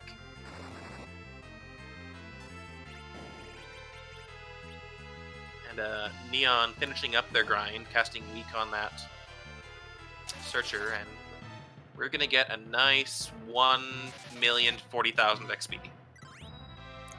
That's a lot of XP. That is a lot of XP, especially if you're that base level Edward, because you're gonna get double. I believe that is a level 68 Edward. Oh, 63. Still, 2,200 hit points. Will probably survive a Big Bang.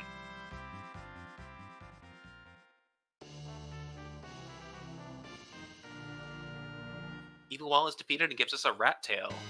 So we've got a couple sources of progression on Earth to go back to now. And it looks like Neon might actually be checking what the bosses here are.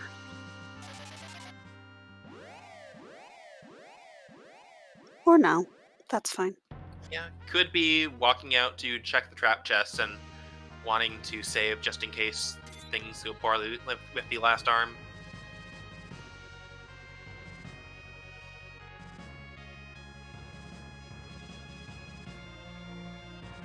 Or just wanted to save in case they forgot.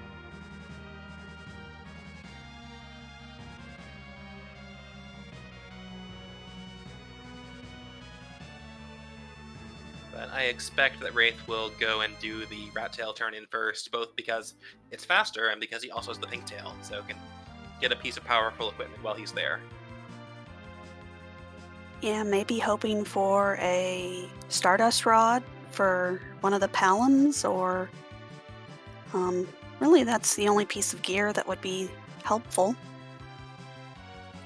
Yeah, like another Sorcerer's Robe or a White Shirt could be good, but Stardust Rod is going to be the real MVP, I think. Neon would likely be hoping for a Power Shirt, probably the best thing you can put on a Spoonword at this point. There's Go Mode.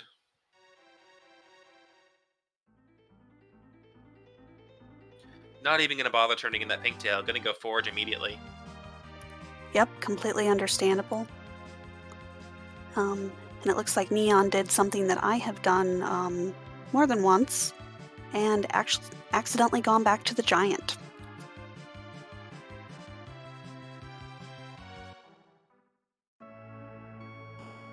But we'll see if they decide to do top down or if go bottom up. And we now know that top down is the correct way to go on this. Yes, Tybalt, Rat Tail was the Adamant. Combined with the Legend in Cave Value, we've got Go Mode.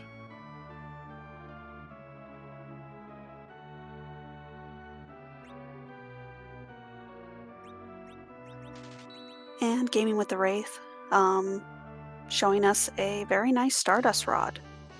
That's right. The blacksmith shop here underground, once you've forged, can provide access to some of the most powerful equipment in the game.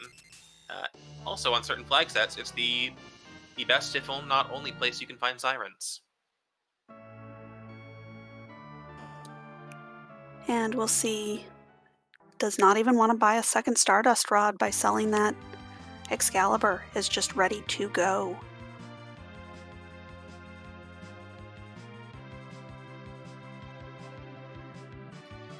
So, we should probably talk about one of the community's favorite features of this randomizer.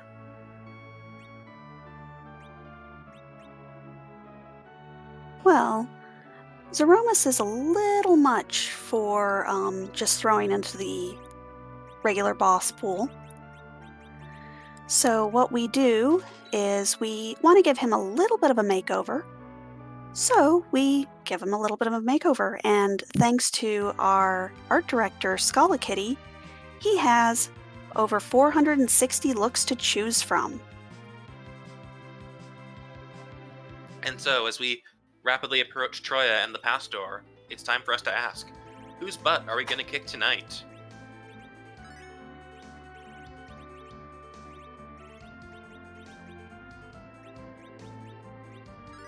And do you have a specific butt you're looking to see tonight?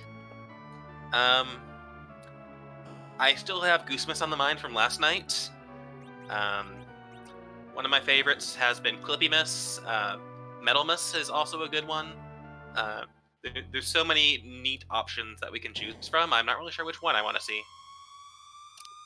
Clippymas is my favorite. Someone in this tournament has gotten it, and I envy them. I think it was me. That's wonderful.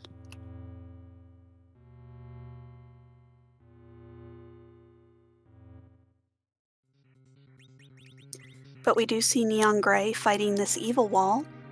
We know that this is the correct play, but we'll see if they go ahead and dive deeper or if they take this rat tail and run. I hope they take the rat tail and run, especially because they can just forge, go and clean up the waterfall, and be right behind Wraith. And then we're in a position where it is up to Neon to just keep up and hope that Wraith takes a wipe and they can catch up. Oh, I would love if there to be an Edgeworthmas sprite in Phineas. But we would need to have a Rightmas as well.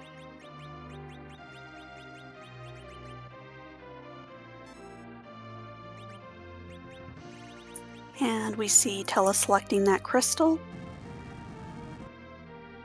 And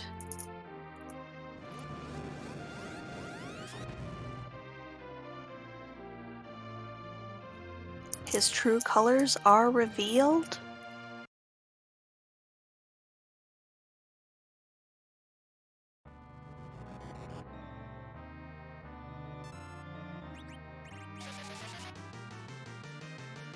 And we have Apollomus. I'm not familiar with this one, are you? I believe this is our friend from Final Fantasy Legend 2.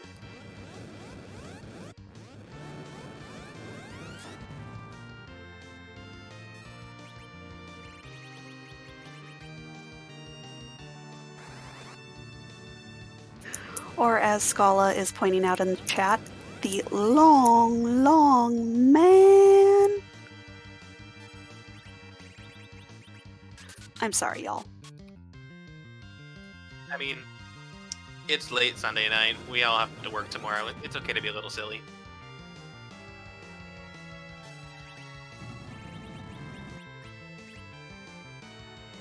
Except if your name is Palin, because then you just need a very large counter nuke.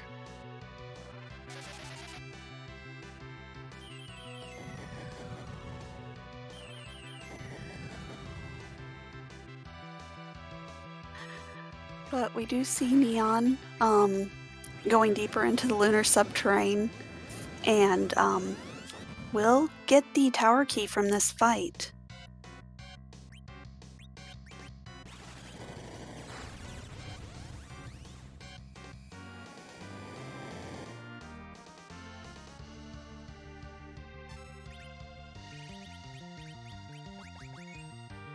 all of the important characters survived that big bang.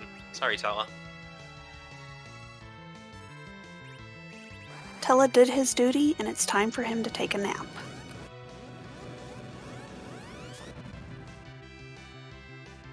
Yeah, looks like Yang is playing Chemist tonight. And that ties into what I was talking about earlier with regards to bosses with high hit points and refill scripts. Threemus normally has a little over 100,000 hit points, and because the hit point refill is implemented as a counterattack, we can get around that by using reflected spells, since if you're hit by something that is reflected, you don't get a counterattack. It's only if you are directly targeted.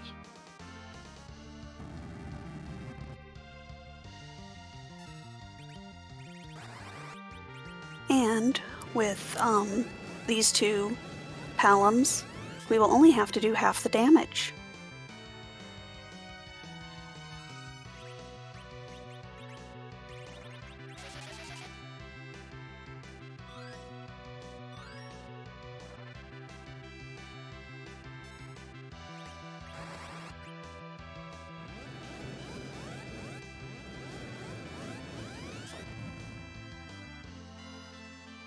And the biggest risk about these kinds of reflect strategies is that you can't nerf Big Bang.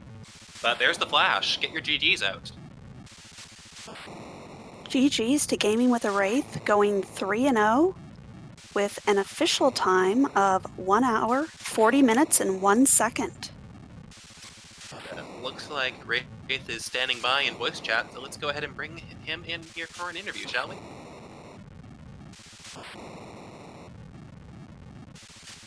GG's, Wraith. Welcome to the table stage. Thank you. Well, Ogopogo's a jerk and I don't like him. That's very fair. Very fair. Extremely fair. He is not nice there. No, not at all. Yes, congrats on your 3-0. Congrats on being the undisputed champion of Group Ramu. Thank you. And tell us your thoughts on that seed. Was pretty okay. Nothing really snagged me up until that Ogopogo. He annoyed the living bejeebus out of me, and that's why I kept throwing myself at him until I just stopped, yelled at myself, and then walked around him. Yeah, taking a moment to recenter yourself can be critical in these kinds of races. Yeah, it can. I was honestly on tilt after like the third death, and then I did a fourth one, and I'm like, no, stop, just stop. Well, that might be why you got the win. You avoided throwing even more time at it, and we'll see how much time Neon ends up spending on Ogopogo, if any. Yeah, oh boy. I never like when I see like Ogopogo or the wall there, and I saw them in two spots. I don't like seeing them, so. I mean, other than that, the seed was really straightforward. Grind as soon as I got the Darkness Crystal, I was set with my party. Honestly, I would have been set with my party from, like, when I had the Yang, Porum, Tella, Palom, Rosa, but I mean, when you see double Palom and Rosa, it's like, that's perfect. Let's just do that. Yeah, that is a recipe for success with reflect strategies. One thing you were lucky enough to avoid was that Rubicon spot. That was a Kainatsu. I caught that when I went up to do the top of the tower, top of Lower Babel, and I'm like, that was Kanazo. I'm glad I kept looking before I went to that hook. Yeah, Neon went and ran into Cabe Evelyn and promptly decided no thank you. Yeah, I don't blame him. Them. I don't blame them one bit. That's just not a good fight there either. That's like top 3 bad fights in bad places, basically. Yep. Yeah, all you were missing was a Wyvern and Somewhere Terrible to kind of round it out. Yeah, I don't know what the boss was in the Azura spot since I didn't check that one. could have been there, and I'm glad I didn't. With my luck, it probably was, so. Well, and how did you feel about kind of seeing that blue robe and being like, well, maybe? Well, that's exactly why I stopped. I'm like, it might be a water hag. I think I can kill it before it goes off on me. So I'm like throwing cure twos, and then as soon as I saw the little stagger delay for right before the fight starts, where it kind of gives you the hint that it's the gauntlet spot, I was like, okay, nope, we're just resetting. We're not playing with that. Yeah, knowledge is power. At the very least, you got to know what was out there.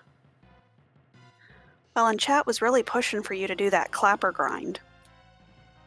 Well, I mean, go ahead and give them the lightning when they want it, right? But okay, that was a fun seed, honestly, and I am super excited to be in the table now. Get some practice in that until that starts up. Yeah, enjoy your break. You don't have to worry about fighting your way through magma or hook routes. Yep, GG's. Great job. It was a great race and very fun to watch. Chat is still a little upset about you kind of juking us on the temp drop dwarf. Yeah, I at that point I blanked on him. I usually hit him and I didn't. I don't know why. I'm sorry. I'm sorry, chat.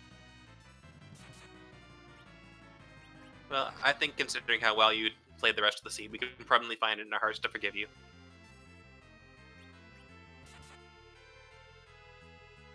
But did you have any other thoughts, either on the seed or the tournament in general?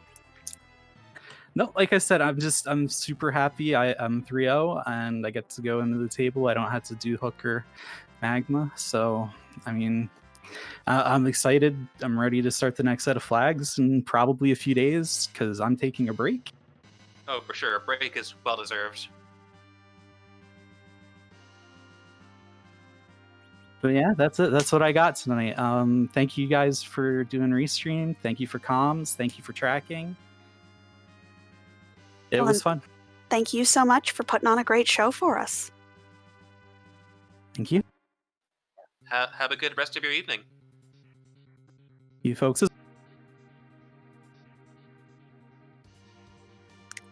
And that was our winner of tonight's match, Gaming with the Wraith, going 3-0 and automatically qualifying for the table stages. And while we were doing that interview, Neon was able to take down that Ogopogo, but only finding a Leviathan summon and an Avenger sword.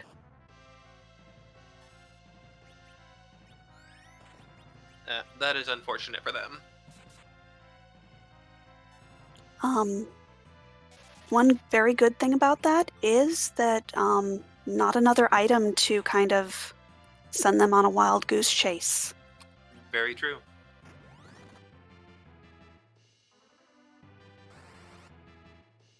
And as chat has pointed out, that alt gauntlet did hold the earth crystal, so this could have been a moonless seed.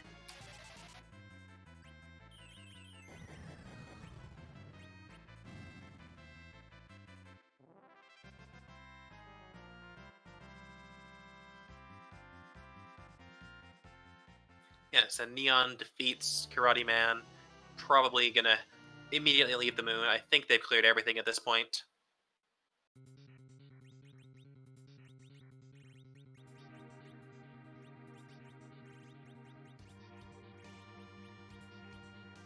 Yep, I believe that was a full clear, so likely going to head back down to the blue planet. Hopefully going to turn in that rat tail first. Hopefully. We see Rosa equipping that Artemis bow. Possibly going to be looking at doing some Berserker strats.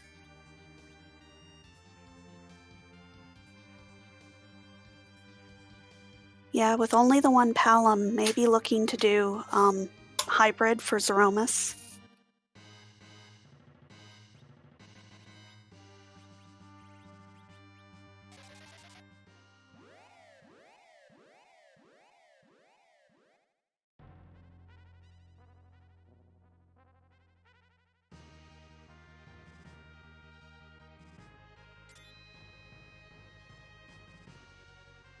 And while Neon is getting their crystal in order, let's go over what's happening tomorrow again. Yep. To start off, we have a race. Actually a marathon submission between Gambit, who is our restreamer tonight, and Commander Leonhardt, another great member of our community. And they are running for, what was the name of it again? I have it down here as the Supporting Autism Speed event. Yep, and these flags were actually come up with by one of Gambit's children. Oh, a note, it is not a race, it is a co-op, so even more exciting. Yeah, and then back on the competitive side with Threemus Zone, we've got Xenocat versus Justin MDP at 8 p.m. Eastern Time over on RPG Limit Break.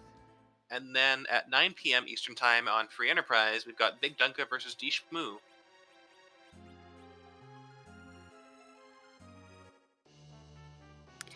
And there are several other races going on tomorrow that are not being restreamed.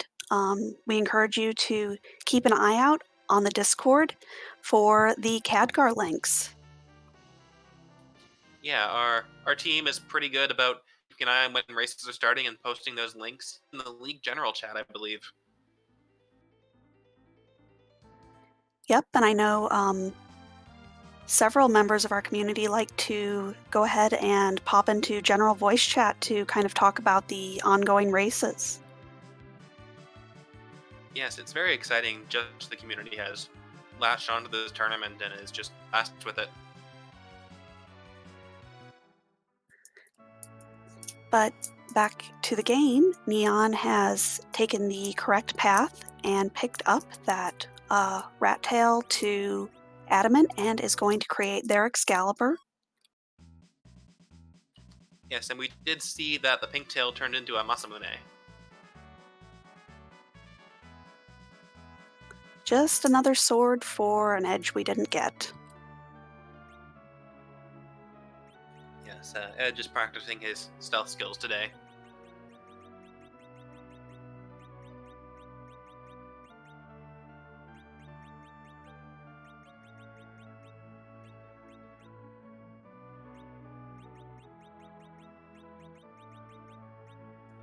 And Neon going ahead and liquidating everything. Probably going to pick up at least one Stardust Rod. Probably some crystal rings also. Make your non-anchor characters just that much faster.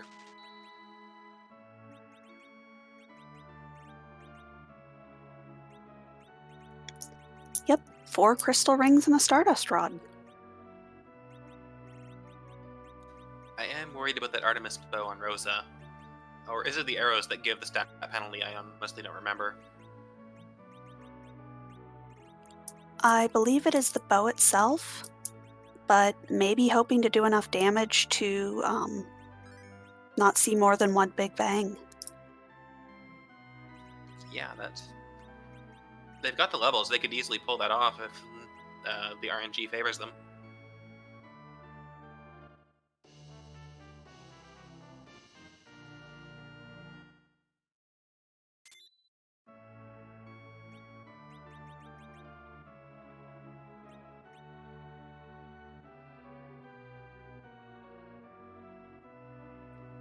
But getting blocked by this very trolly dwarf.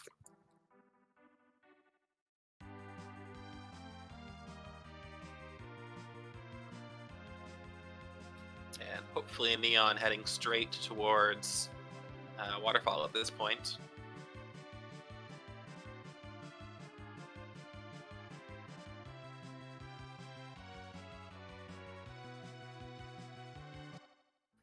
Yep, heading to the waterfall to finish their last objective.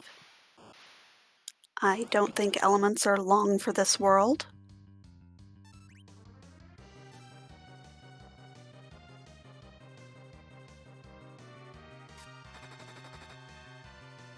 And for those in chat who are wondering why we're only getting 3 of the 4 objectives, for this tournament, to get the crystal, you only have to complete 3 out of the 4. That's right. One of the features added with version 4.1 is that you can specify what type of random objectives you want, as well as how many objectives are required to complete the crystal.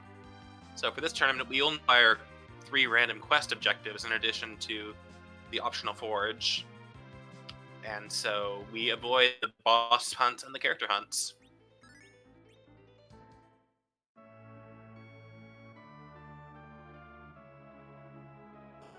And we see that quick save, and Neon is about to take on their Apollomus.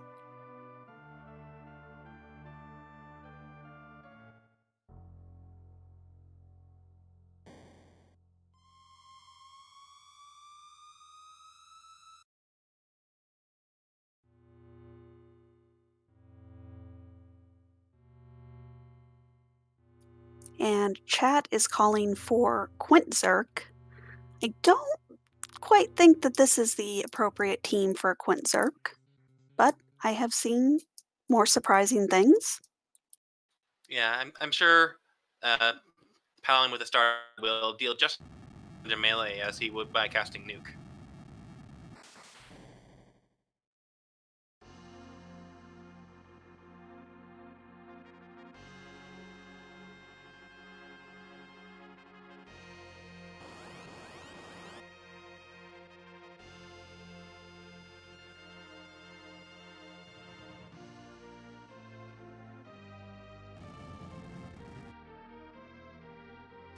But I am excited to see how much damage this Edward is going to put out with that spoon.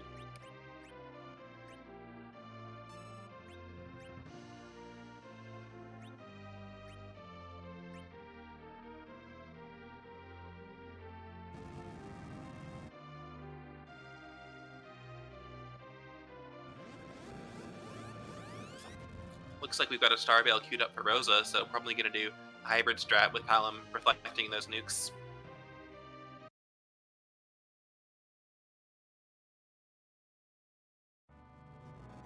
Well, and with all those levels, you see even Palom having enough to take an unnerfed Big Bang.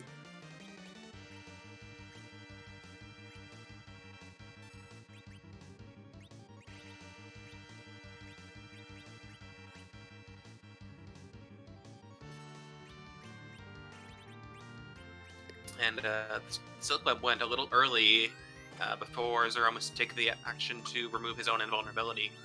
That is unfortunate.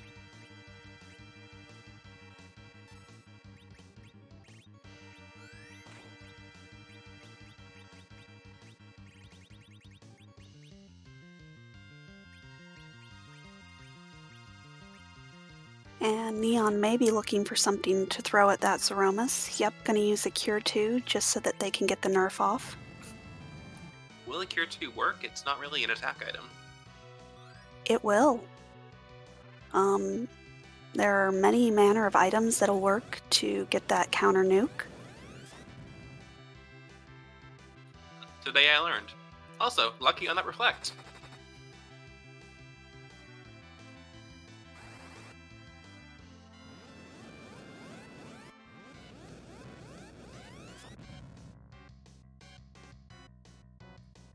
Yep, as our tracker Dia points out, you can even use ethers, or I've seen heal potions used. That way you're not giving the boss more health back.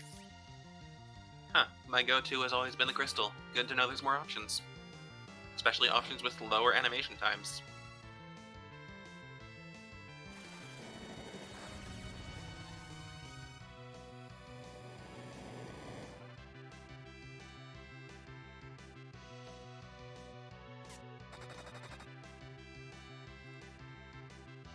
But the first Big Bang goes out and everyone is still standing.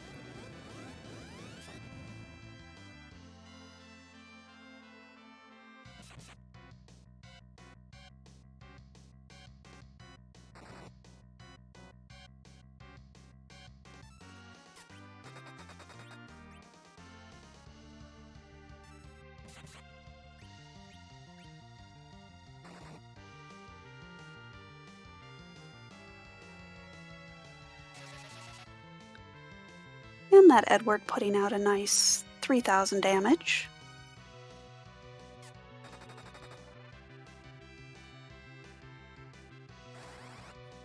well as Cure 4 not very effective, only restoring 300 to 400 hit points.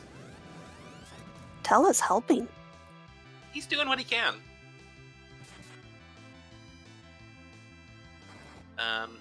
Wouldn't surprise me if we saw some slows reflected off of Rosa onto Zeromus to just make the fight that much smoother.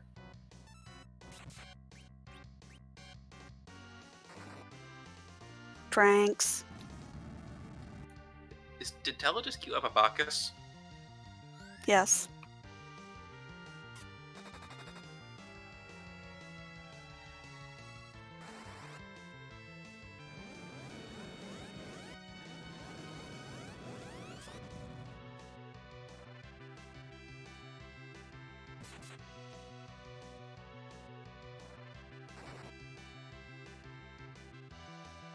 And we'll see.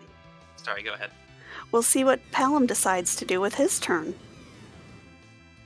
A 9500 nuke is nothing to sneeze at because we've got rocks falling instead of that second Big Bang.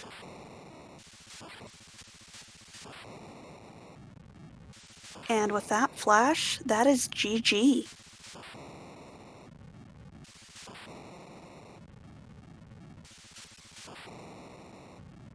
And Neon Gray has finished with an official time of 2 hours and 8 seconds. GG's to them, and we'll see if we can get them in for an interview.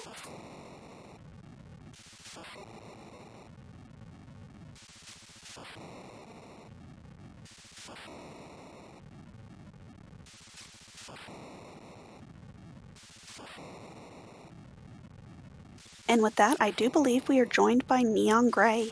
GG's to you. Hey, I may lose, but I'm gonna lose with style. Yeah, that was a very nicely done Zeromus fight. Yeah, thank you. I was really happy with how that fight went off, so I'm sure you can see my little, when I saw that Cure 4. At that point, I'm just like, you know what, get out of the queue, your job here is done. Yep. Yeah, single target Cure 4 from Tella very effective, multi-target not so much. I didn't really need it with that, where my hit points were after that, so whatever. Yeah, your damage up was impressive. Thank you. We were Wow. waiting. we were waiting to see if that Palom got a turn, if he would also partake in the dranks. Not today, sadly. But Did not have the he Bacchus had party jukebox. favors. Not, the big kids were just too strong. Like, he didn't even get a chance to. So how did you feel about that seed? I should have bailed after I got the rat tail. But otherwise, I was feeling really good about that. I was feeling really clever when I was like, it's not giving me the characters I actually want here, but I can very easily make this work. And how often do you see a level 66 Edward? Not very often, but it's a thing you've done a couple times, isn't it? Yes, yes it is. That was probably a little better of a way of going about it than the last time I tried that stunt, but what could you do, really? Right. How did you feel about Turtle at Rubicon Spot? I believe that you can tell how I felt by just what I did, which was, nope, nope, nope, nope, nope, nope, nope, nope, nope, nope, nope. Yeah, and thank goodness that music was hiding the Magna Key. Yeah, well, I was like, you know what, I haven't bothered to check the other shops for, Thor Rages, I've done the fight, I can do it, I don't like that fight, I prefer not to do it, so I was like, I've still got one more check, let's take a look, and yay. Well, we were hoping that there would be something rude waiting down there just to kind of give you pause and send you back out to music. Yeah, and boy howdy.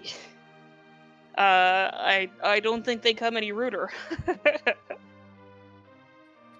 Yeah, that's pretty fair. Let's see. We had the Fabul Gauntlet at Leviathan. I don't think you checked that. I checked it, and then I was like, no, no, no, no, no, no, no, no, no, no. Would you like to know what key item was held there? Was that my Earth Crystal? It was.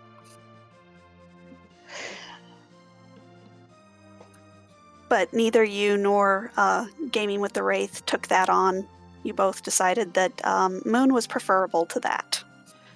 Yeah, I knew from watching Inven have that exact fight the other day that that Gauntlet at Leviathan gives you just a ton of floaters, and at that point my main damage output was Quake.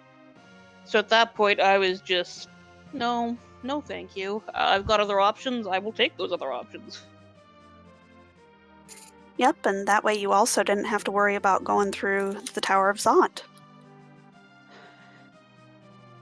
I mean, I would have actually really liked the chance of, I was holding out to at least check for, like I would have loved a at that exact point swapping at the very end swapping that Tella out for a Cecil, because goodness knows a level 1 Cecil would have been very, very nice there.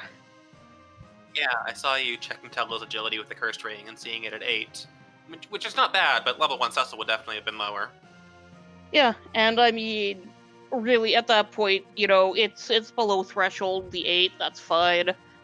Especially, with the crystal rings on everybody else, that was a beautiful find.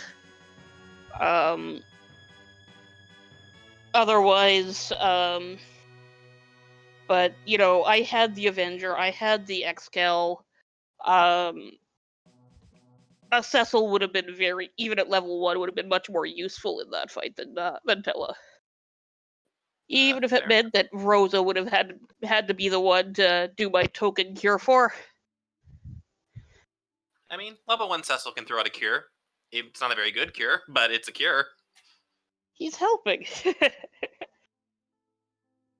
Yes, he is. Oh well. Still a very fun little seed. And I don't intentionally slingshot very much.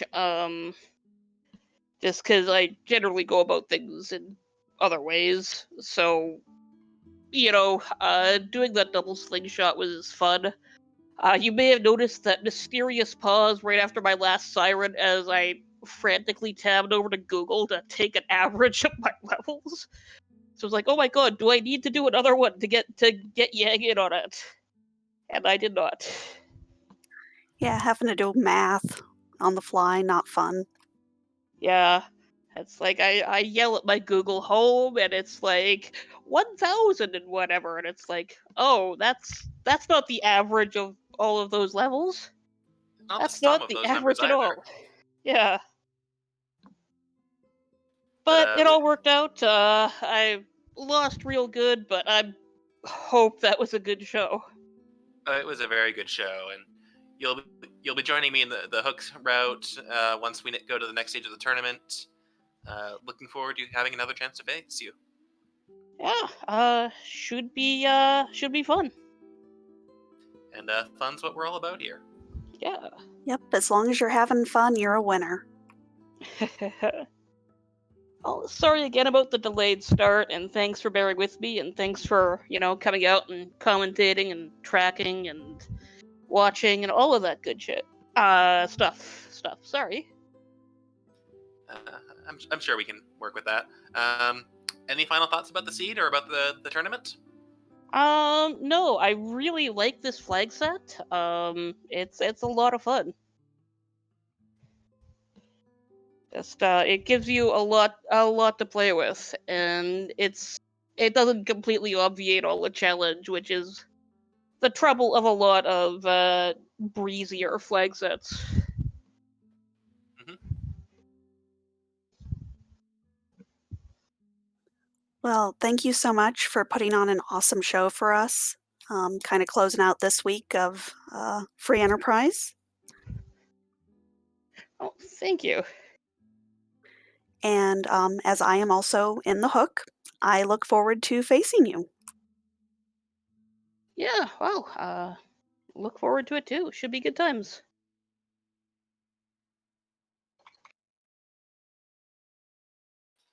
Yeah, thanks again for racing tonight and for hanging out with us afterwards, and looking forward to seeing the rest of your rest of your races. Oh, thank you.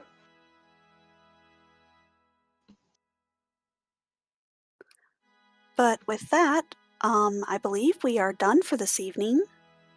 We are going to go ahead and send you over to LQ Flurry 14, another one of our members of the free enterprise community, is not doing some free enterprise, but doing some Worlds Collide.